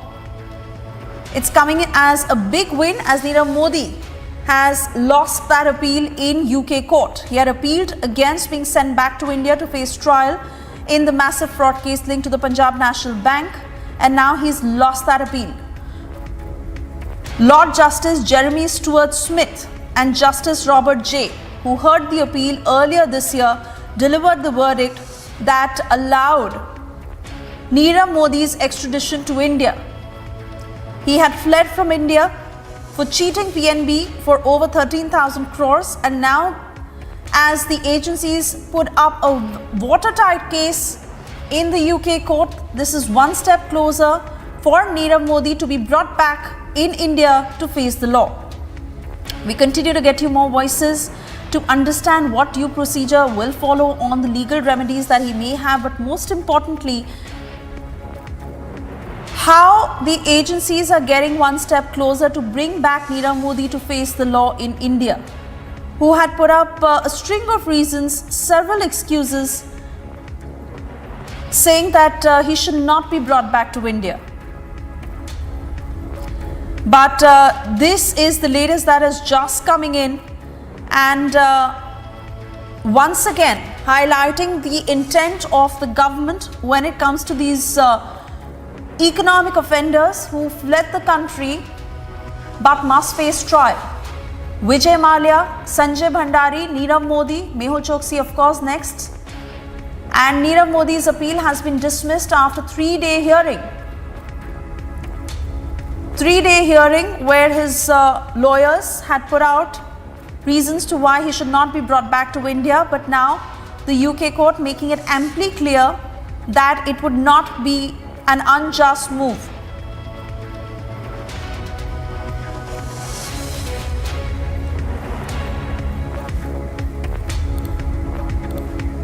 Lord Grammy Ranger is now joining us from UK. He'd be able to throw more light on how the case now moves forward. Lord Rami, really, your views on how the case is now proceeding, and with this latest development, how close is India when it comes to Nirav Modi's extradition? Sadly, the line is very bad, but I can just barely hear you. But this is a very good move and good news for India and good news for Britain, that Britain cannot be a haven for fugitives, especially from India, because we are talking about free trade agreement that will put an end to all those criminals who escaped the United Kingdom, because the law system is so robust here that people get fair hearing. But this is why most of the Indian criminals who steal money from the poor people of India and end up in luxury apartment in United Kingdom. So I think we have been working very hard to stop this. I've been talking to the previous Home Secretary, Priti Patel, that we should not give them any asylum because they should face the justice. They have done wrong in a country and they have taken money from the banks and all the investors. So therefore, it's a very good move. He will not have the appeal. He will not get the asylum. And not only him, there are quite a few other people also in the queue. I think, we have also been asking the government of India to tighten up the banks, lending of banks. I mean, most of the irresponsible banks have lent money to these people without due diligence, and this is the result we are facing. So I think the ongoing, we need to make sure that, there is a proverb, lock your door and don't call anyone a thief. We allowed these people to steal money from our banks and from investors. So I think this is a very good move, and this is a good signal for all those people who were thinking of doing just that. Oh, certainly it is, Dr. Rami. And also, very important point here would be the cooperation that UK would lend to India at this point to ensure that Nirav Modi comes back to India to face the law. We understand the legalities that Nirav Modi can approach British Supreme Court against the High Court's order, but only if the High Court agrees that his case involves a point of law of general public importance. So coming back to you, Dr. Rami, on how the UK is going to support India in bringing back this economic offender. I have already said to the current Home Secretary that we must not allow people to bring ill-gotten money to this country because they cannot add any value to our nation. They can only bring bad luck and bad activities here. And we have already stopped Russian coming into this country. Now Indians are quite a few of them here already. And we are going to make sure that the swift justice is meted out to them and they are sent back without giving them any right to go to court and try to get asylum or whatever. They claim that they won't get any free trial in India. This is all rubbish. India is a democratic country, judiciary is independent, they will get a fair hearing. So all those excuses they make to stay in this country in a very lavish style, I must say, you should come and see the way they live. Should be really put an end to this practice. So good news, good lesson for other people. It will set a precedent for other people not to venture into United Kingdom. It is no more a haven for them. Absolutely. Dr. Rami Ranger, many thanks for speaking to the public this evening. Right. I also want to cut across to my colleague Shavan Sen, who's been tracking this case very, very closely. And Shavan, talking about what are the options for his legal team at this point, because there is no clarity on what they plan to do next after today's setback. But like I was mentioning, that he can approach the Supreme Court. That is only if the High Court gives him a go-ahead, and that can be done only in the next 14 days. If that option is spent, then Nirav Modi is free to approach the European Court of Human Rights. But it really seems like these options are more or less exhausting for him.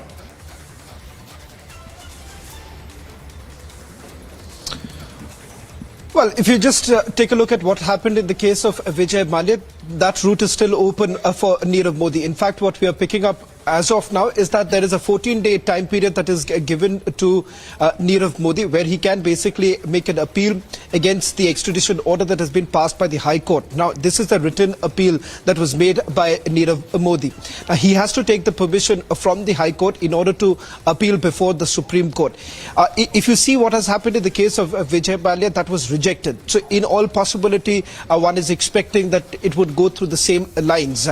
If that option is not available, then of course the European court is also available before him. But remember, in the case of Vijay Mallya, what essentially happened is that he had also applied for political asylum. And that is something that the UK government does not really inform any of the agencies here in India, or for that matter the Indian government, whether at all they are considering the option of political asylum. Now that's something, I would say the dark area as far as the deals that happen in the United Kingdom. Whether at all he is going to apply for political political asylum or any any approach that he is going to take of that sort, one will have to wait and watch. Because remember, the legal team of Nirav Modi happens to be the same legal team of Vijay Mallya, and he's pretty much borrowed a leaf from the playbook of Vijay Mallya.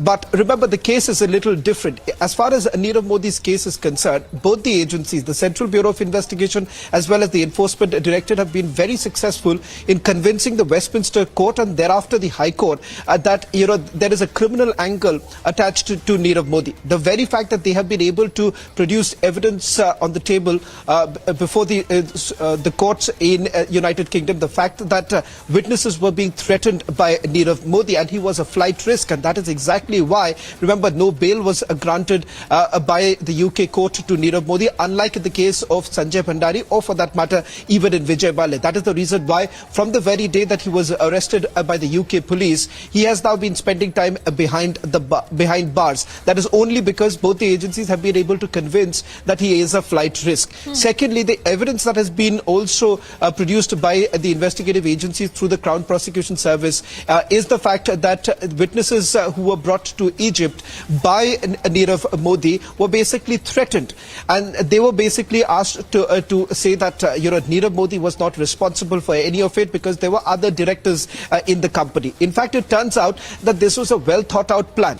Just before one of the managers of the Punjab National Bank, who was a co-conspirator in this particular case, was about to retire, Nirav Modi was very well aware that this is going to be out in the open, and that is exactly why what he essentially did was brought in 6 villagers from Gujarat who were made dummy directors of various companies. So he wanted to shift the blame to the dummy directors in this particular case. That is something that has been busted by the investigative agencies, and that hasn't really gone in favor of Nirav Modi. That is exactly why I'm saying that this case is in stark difference with that of Vijay Mallya.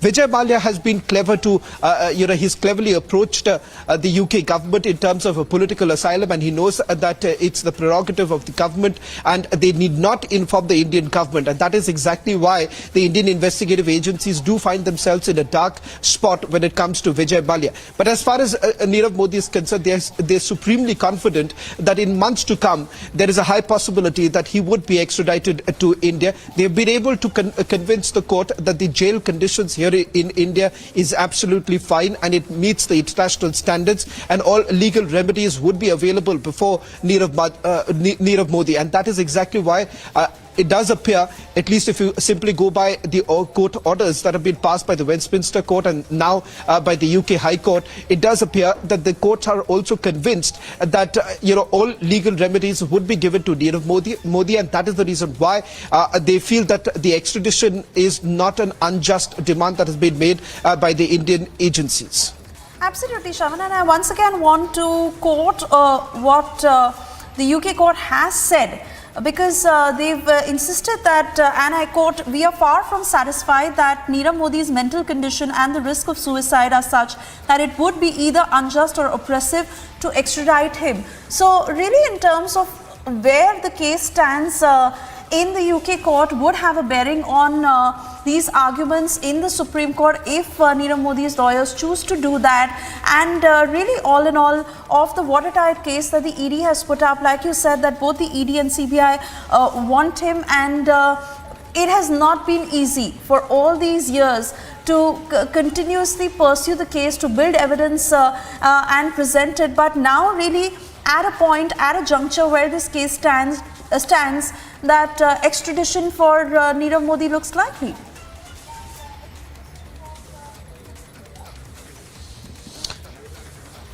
Well, as far as the Supreme Court option, yes, he does have that legal remedy. That perhaps is the last straw that he would be clutching on to at this stage. And this is something that is expected within the 14 days time period that has been granted to him by the court. He is going to exercise that last legal recourse. Whether at all the UK High Court allows that or not, that is something that one will have to wait and watch. What role does the Indian agencies play through the Crown Prosecution Service? The fact is that they are going to oppose it. Will that that be an option available before the Crown Prosecution Service? It totally depends on the courts in United Kingdom. But yes, this is a long-drawn battle.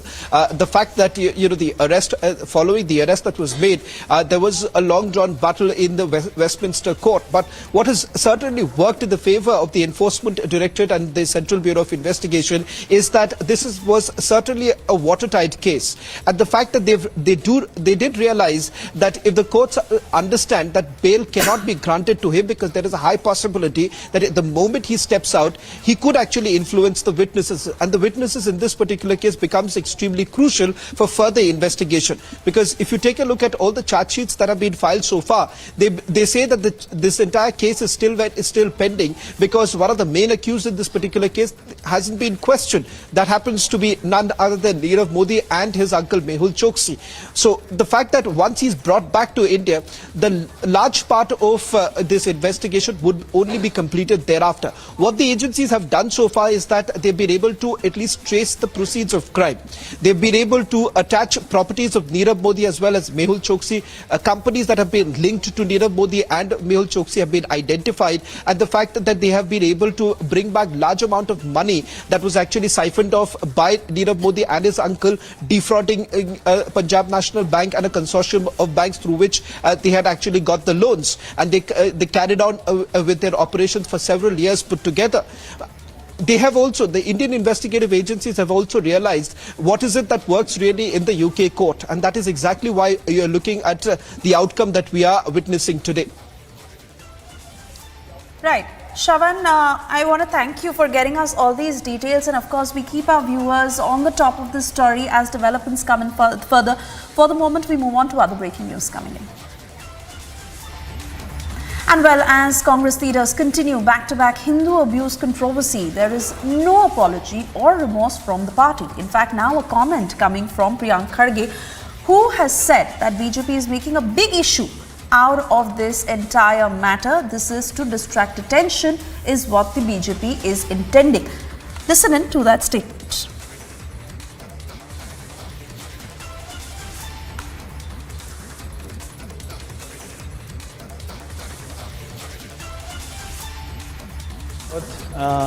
Clearly बोला है कि जो मेरे अध्ययन से किया हुआ जो बातें हैं उसको मैं सामने रख रहा हूँ।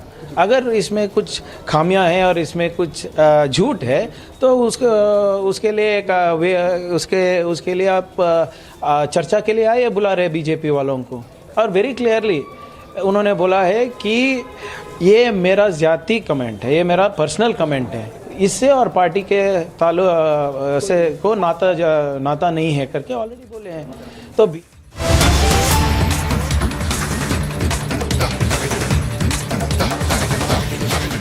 में कोई दो मत नहीं है कि गुजरात भारतीय जनता पार्टी के साथ, नरेंद्र मोदी जी के विकास के विचार के साथ संपूर्ण रूप से खड़ी है। और इतना ही कह के मैं अपने वक्तव्य को समाप्त करूंगा। और चूंकि ये बाइट था, ये आदान प्रदान का विषय नहीं है। जो भी प्रश्न उत्तर इत्यादि मैंने सभी प्रश्नों का बहुत ही विस्तार से जानकारी अपने कार्यक्रम में दिया है, वहां भी आप लोग मौजूद थे। बहुत बहुत धन्यवाद, आप सबका बहुत बहुत आभार कि आपने सुना। धन्यवाद। और यहाँ हो तो आप एक दो सवाल का And this is BJP's news briefing ahead of the Gujarat polls as top guns of the party who are campaigning aggressively in the poll-bound state of Gujarat. On that note, we slip into a very short commercial break. We'll be back on the other side with the latest. Stay with us.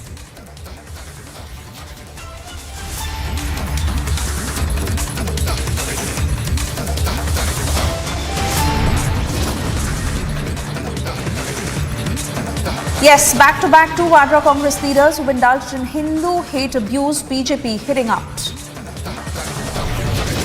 Also, the countdown for Himachal Pradesh has begun. 3 days to go. Massive campaigning is underway.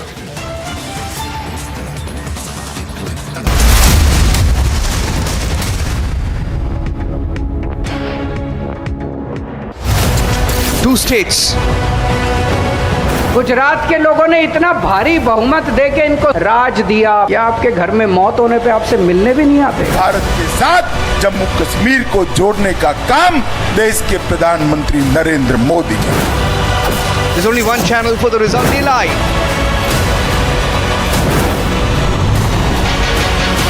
December 8 with Arnav. Fire broke out at the Indian oil depot at Patna's Sipara in Bihar in the late hours of Monday. Bus accident over there reported in Kolkata and Jammu and Kashmir. We're learning so far at least 20 people were injured. Kerala Union of Working Journalists is taking out a protest outside the Raj Bhavan against Governor Arif Mohammad Khan's comment of gagging two media groups in Kerala.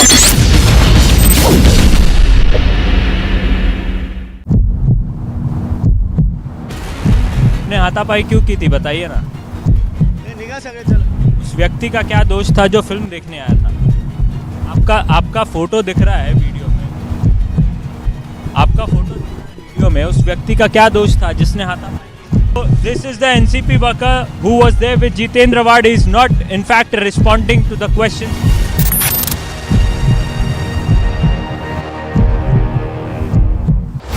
250 seats. Congress और commission, Congress और भ्रष्टाचार, हम mission से काम करते हैं, वो commission के लिए काम करते हैं। पैसों से चुनाव नहीं जितवाएंगे आप, कि आप अपने भविष्य के आधार पर अपना वोट देंगे। There's only one channel for the result live.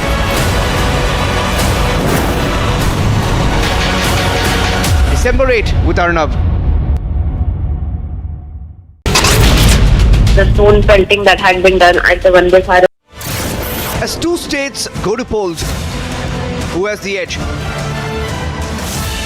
Watch India's biggest opinion poll, the Republic PMark opinion poll, 7 p.m. onwards with Arnab on India's election news headquarters. December 8 with Arnab.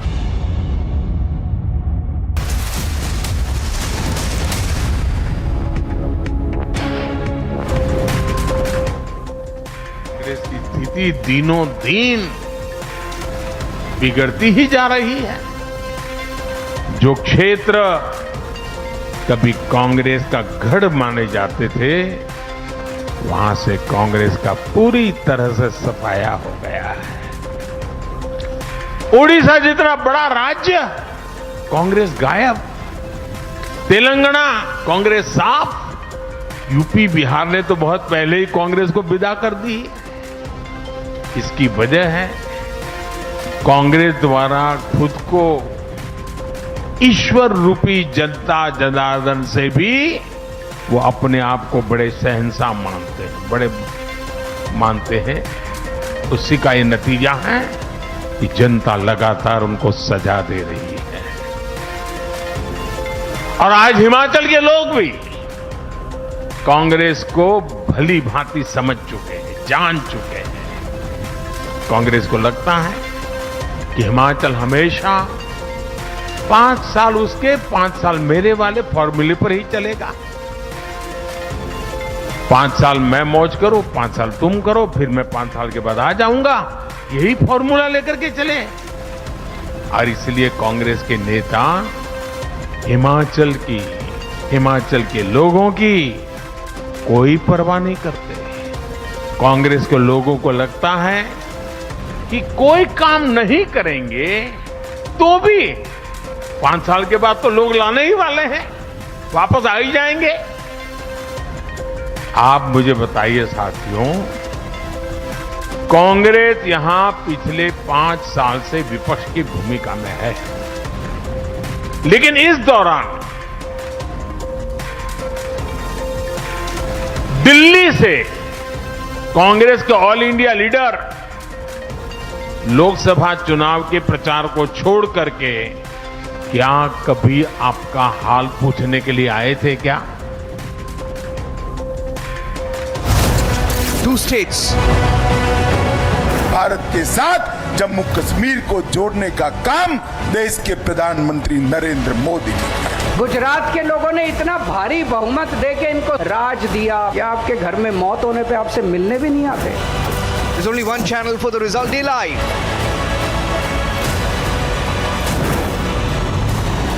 December 8 with Arnav.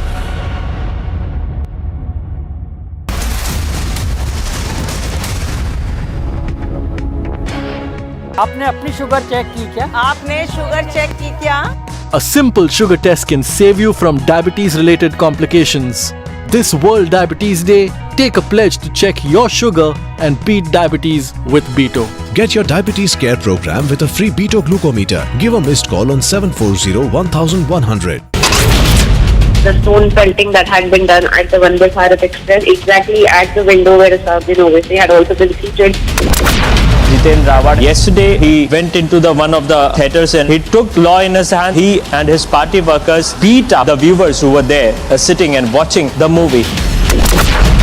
The joint exercise, that's the Garud 7 being conducted in Jodhpur.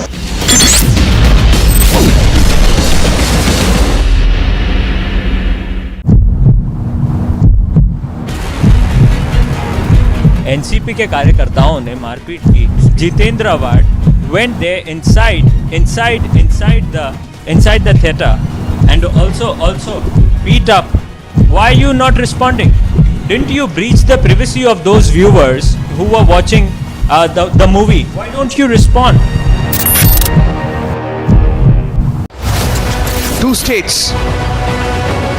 Gujarat के लोगों ने इतना भारी बहुमत देके इनको राज दिया कि आपके घर में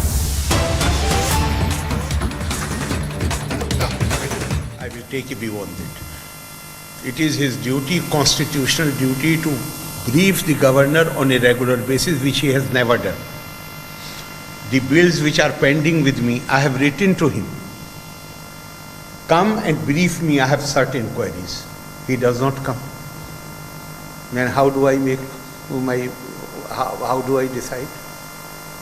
Now I am saying, let him come with the ordinance, not exactly with the ordinance, send the ordinance first so that I read it. I am not going to sign any document without applying my mind. And if I have some queries, then come and brief me. He is doing it only for optics. He knows he cannot do it. Why they did not do it last time? Because they know UGC, they depend heavily on UGC. The academic world will not accept it. There is something called autonomy of the universities, dignity of intellect. If you will, Honorable Supreme Court is saying that state government has no role in the appointment of the vice chancellors. They will start deciding who the chancellor will be. This is not any mercy of the state assembly or the then government. All over India, this is the arrangement. This convention has developed in order to protect the university from executive interference. It is necessary that governor should be this convention is now as old as, in fact it is continuing since earlier, but in free India, as old as freedom of India. They know they can't, they are doing it only to say that he has had offered. Now situation stands drastically, radically change. As was Supreme Court judgment. After Supreme Court judgment, so many doubts have been cleared. Supreme Court judgment does not envisage any role for the state government in the universities.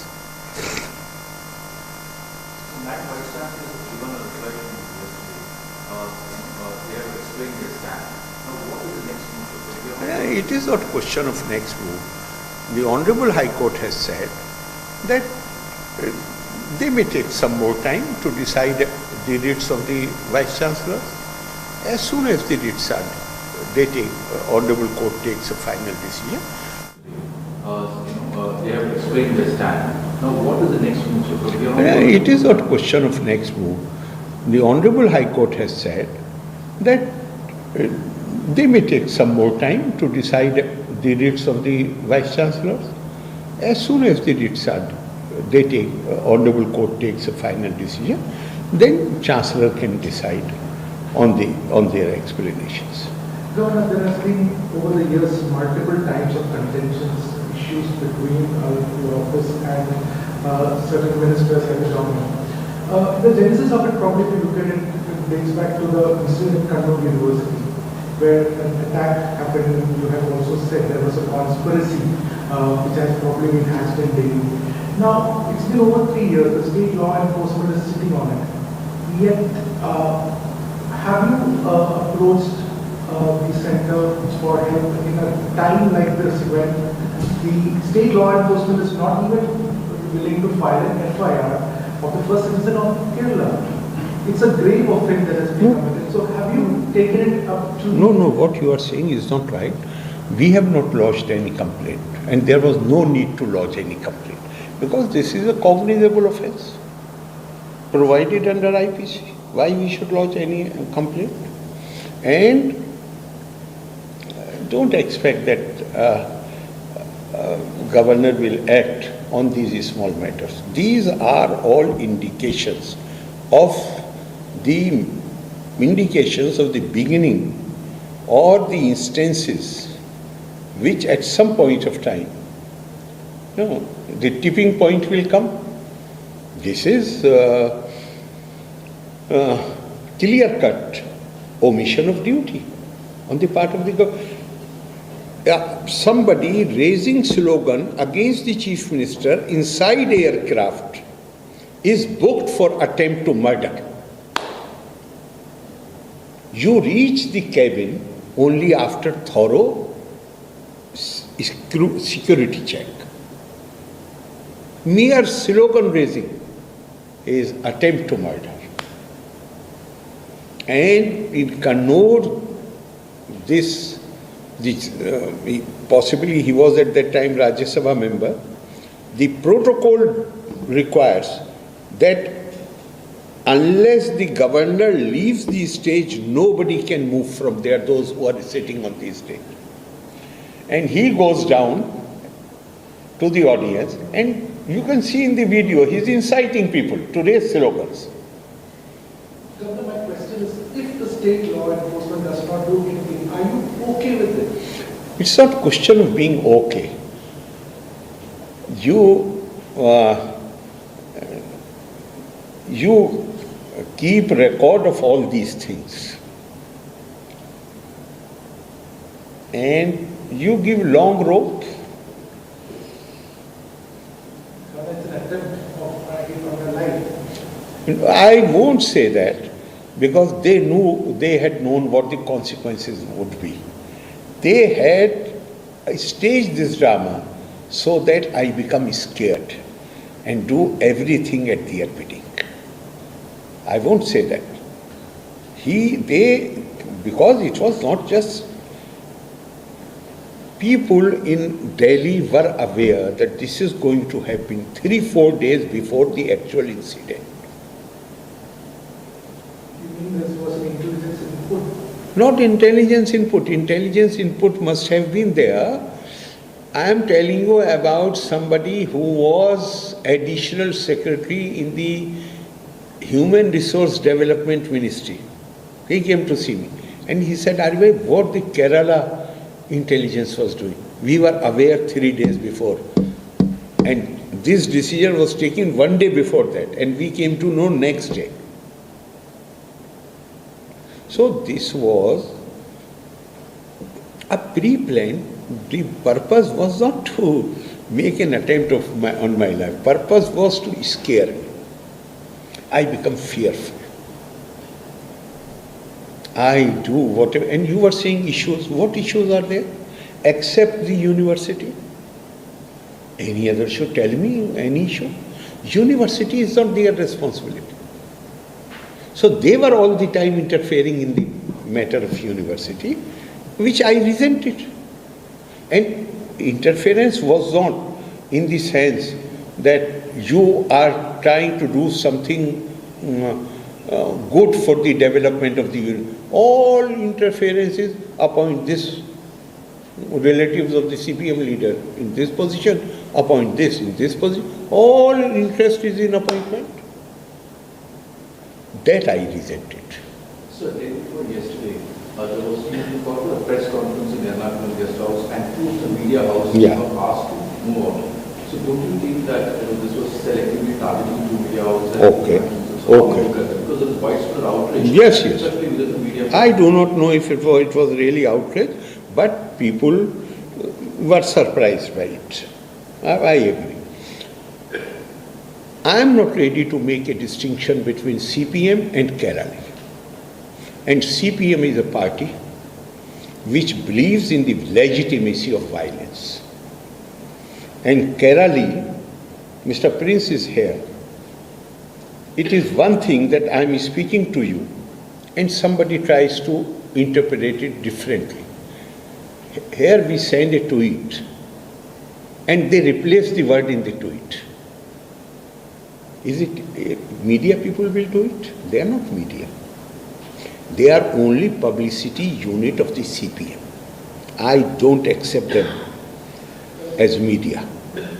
Interestingly, yesterday the Kerala Union of Working Journalists took out the march in the Raj Bhavan. They even said they will ban issue, but today you gave interview to 5 of the channels also. Exactly, more than that. Even the media is doing optics.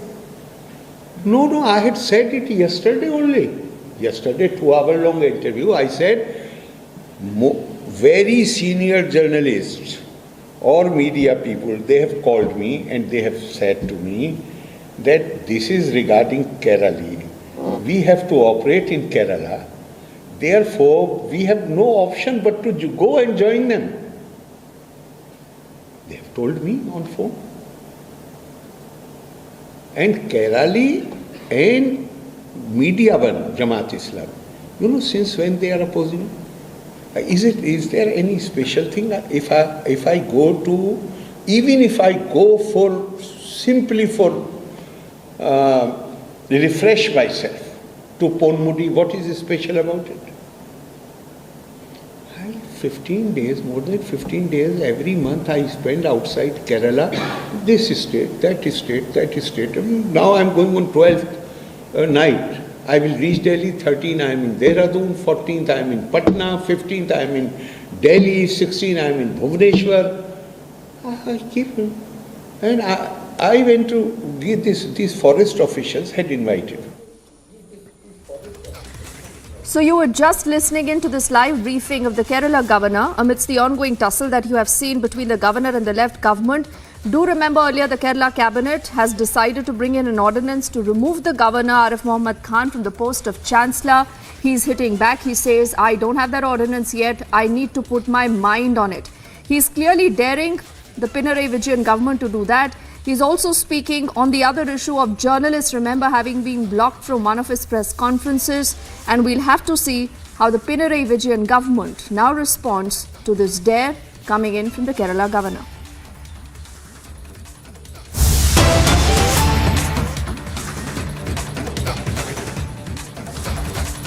Shifting our focus to our next breaking update, Republic has been able to access the inside details of the Coimbatore blast probe.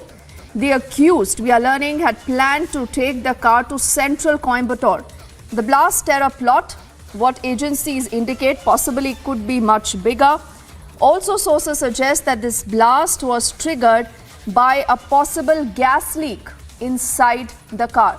So these are more details, remember, on what agencies and sources now are indicating to Republic as far as the Coimbatore blast probe is concerned. Also, sources do indicate that 7 nails possibly have been seized, the dimension of which are 2 inches approximately, that did pierce through Jamsha Mubin's body. A lot of information also coming in through the post-mortem report, details of which are flashing on the bottom of your screens also. Varshini has been tracking that story and she joins us live right now. You know, Varshini, the more details that come out, they all indicate towards a larger and a sinister plot. And the very fact that had the state government acted on time, perhaps a lot of this could have come out in the public domain far earlier.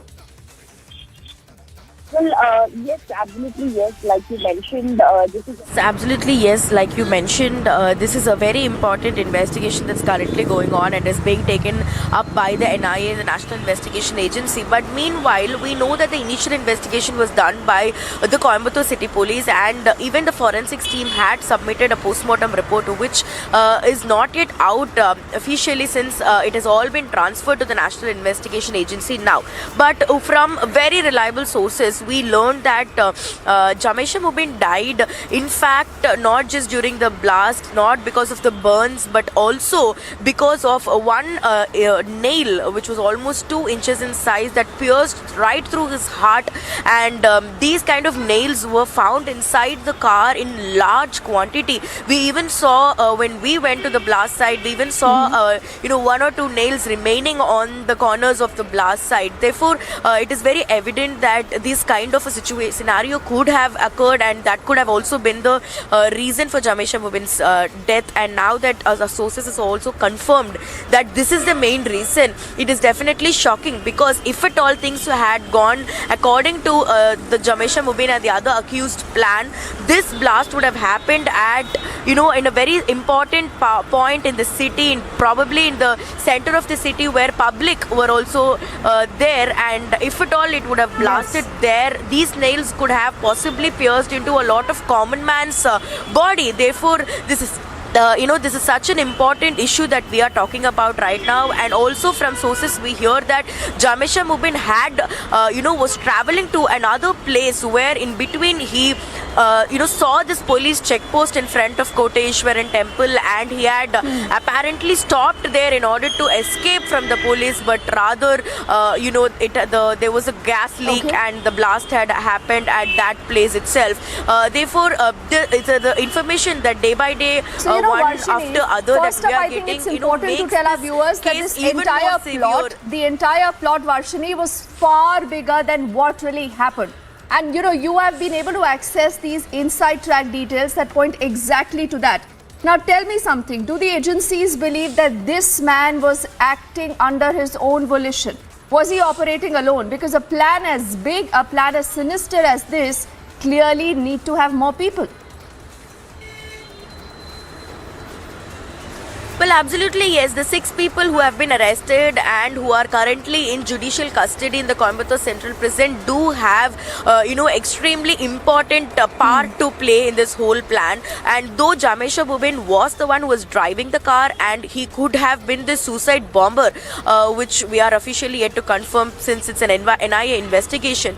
But the other people also had important parts to play in this whole planning, because we know that, Republic broke first about Feroz Ismail being deported from UAE in 2020, and he was the one who brought the ISIS module and ideologies to India, and he was the one who kind of radicalized the whole 6 people, his friends and his relatives. And we also saw Jamesha Mubin's cousin, who had apparently ordered all these explosives online, and his laptop was also recovered from his house, and through which the police found out that he was also a part of this. The biggest headline coming out of the story is that you had jihadi literature. The plot was much bigger, as you have broken right now here on Republic, and the state government there said initially that this is nothing but a cylinder blast. The reason why accountability needs to be fixed. I thank you first up for getting us more details on that.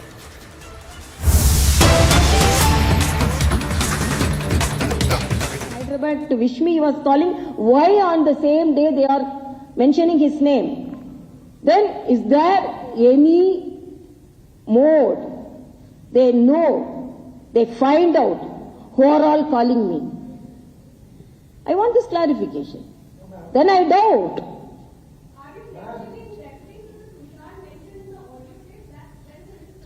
No, that is what they mentioned, Tushar. Then they mentioned Raj Bhavan.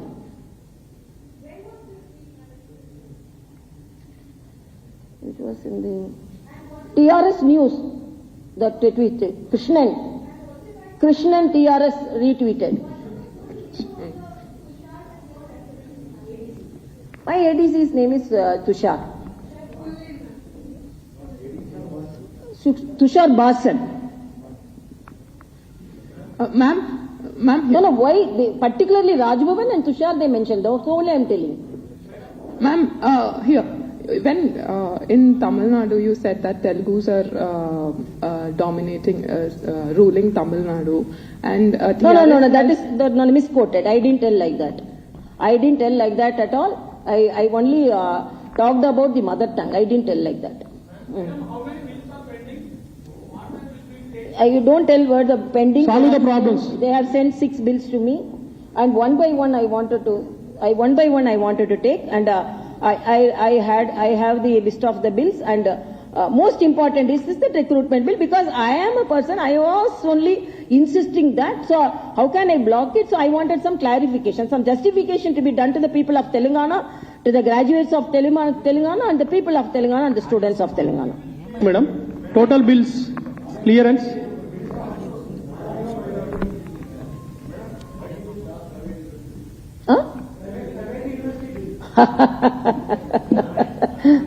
Private universities, you have to see the fate of the government universities. I have visited the government universities. The messes are in a mess. The hostel rooms. I am not talking without visiting the universities. I went to the Telangana University. Beds are without cots. No tables for the children to read. No tube light. And no cleanliness in the mess. After visiting the universities, I am telling, you want to improve the private universities, and the university students, and even you can see, you people friends only report so much of food poisoning in each and university hostels. I cannot tolerate such bad condition of the universities. So after the governor of Kerala, it's the governor of Telangana now taking over the state government. Do remember, you're hearing in from the governor of Telangana, not the first time. Earlier she had also said that she alleged that she's being discriminated because she's a woman. Now she says that unnecessary allegations are being leveled by the KCR government against me, that I'm stalling bills, and she says the reality is otherwise.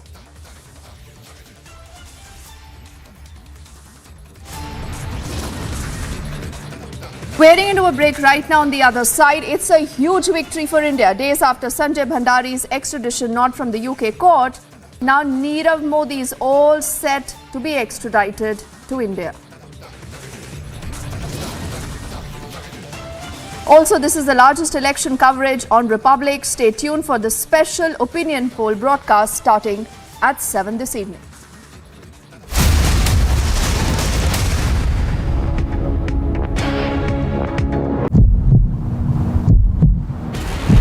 ने हाथापाई क्यों की थी, बताइए ना। उस व्यक्ति का क्या दोष था जो फिल्म देखने आया था? आपका फोटो दिख रहा है वीडियो में, आपका फोटो दिख रहा है वीडियो में, उस व्यक्ति का क्या दोष था जिसने हाथापाई? This is the NCP worker who was there with Jitendra Wad. He is not in fact responding to the questions.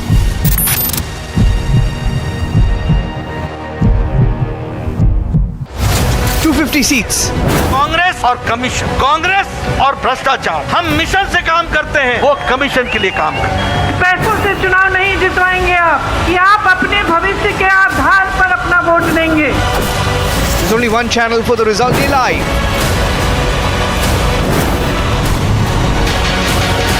December 8 with Arnab. The stone pelting that had been done at the Vande Bharat Express, exactly at the window where Asad Owaisi had also been seated. Jitendra Raut, yesterday he went into one of the theatres and he took law in his hand. He and his party workers beat up the viewers who were there sitting and watching the movie. The joint exercise, that's the Garud 7 being conducted in Jodhpur.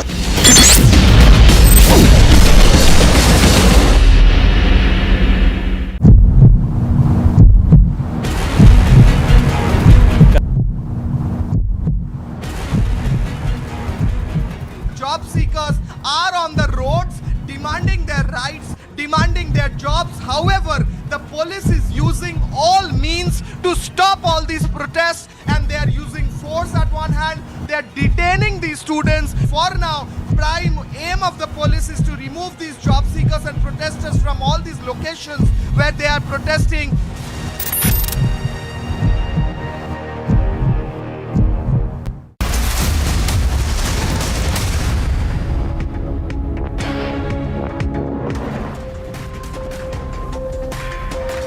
आज आप जानकर हैरान रह जाओगे कि one rank one pension की वजह से अब तक लगभग 60,000 करोड़ रुपया देश भर के हमारे फौजी परिवारों के खाते में गए हैं और ये अतिरिक्त राशि गई है। और साथियों, आपको ये भी नहीं भूलना है कि यही कांग्रेस है जिसके नेता आर्मी चीफ का अपमान करते हैं, फौज के लोगों की तुलना गुंडों से करते हैं। यही कांग्रेस है जिसके नेता सर्जिकल स्ट्राइक पर सवाल उठाते हैं, हमारे वीर बेटे बेटियों के शौर्य को कटघरे में खड़ा करते हैं। भाइयों और बहनों, भाजपा की सरकार के लिए देश की सुरक्षा और सैनिकों की सुरक्षा सर्वोपरि है। इसलिए आज देश में ही आधुनिक अस्त्र शस्त्र निर्माण किया जा रहा है।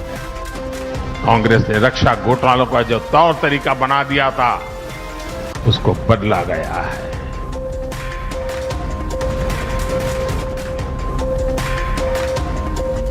Days before the assembly elections in Himachal, the BJP has deployed its top guns for the campaign. The Prime Minister earlier has addressed two rallies in the state.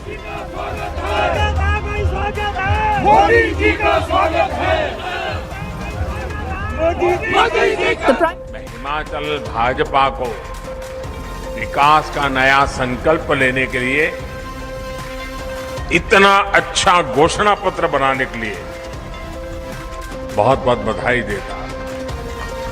Himachal Bhajpa के 11 शुभ संकल्प यहां के विकास को नई ऊंचाई पर ले जाएंगे। The Prime Minister launched a big political attack on the Congress from his rally in Sujanpur. He said that the BJP works for the people, but the Congress only focuses on the Gandhi family. Congress ने हिमाचल को हर बुनियादी चीज के लिए तरसा दिया था। वहीं भाजपा है जिसने हिमाचल के हर घर घर को बुनियादी सुविधाओं से जोड़ने के लिए दिन रात ईमानदारी से प्रयास किया है।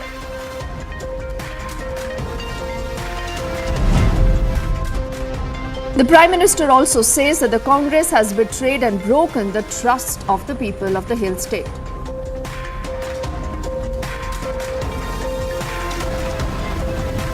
और आज हिमाचल के लोग भी कांग्रेस को भली भांति समझ चुके हैं, जान चुके हैं।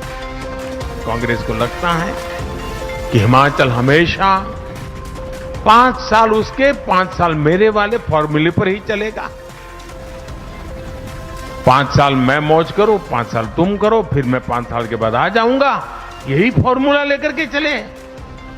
और इसलिए कांग्रेस के नेता हिमाचल के लोगों की कोई परवाह नहीं करते।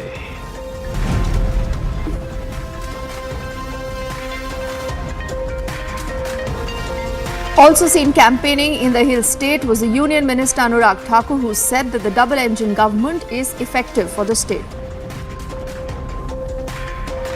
हिमाचल प्रदेश को विशेष राज्य का दर्जा दिलवाया, लेकिन जैसे ही डबल इंजन की सरकार गई प्रदेश में चले गए, देश में चले गए, तो क्या हुआ? हिमाचल का औद्योगिक पैकेज 10 साल से कम करके 4 साल कर दिया, विशेष राज्य का दर्जा छीन लिया, अटल टनल का काम बंद करा दिया और विकास थम गया। There is also a big poster war that has broken out in the state. BJP posters and Congress's counter posters were also spotted in Simla.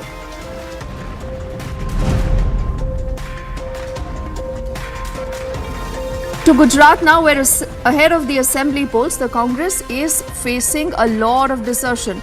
This time, a Congress MLA from Talala constituency in Bagha Barad has tendered his resignation from all posts of the party.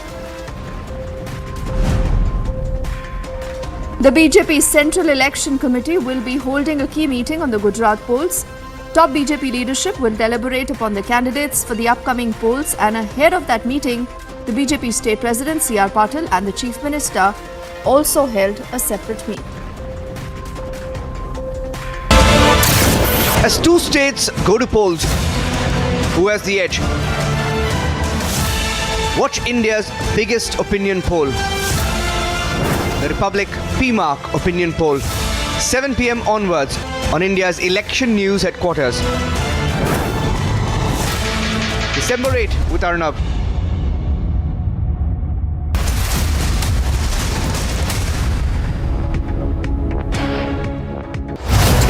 Two states. Gujarat के लोगों ने इतना भारी बहुमत देके इनको राज दिया, या आपके घर में मौत होने पे आपसे मिलने भी नहीं आते। भारत के साथ जम्मू कश्मीर को जोड़ने का काम देश के प्रधानमंत्री Narendra Modi ji. There's only one channel for the result. Live.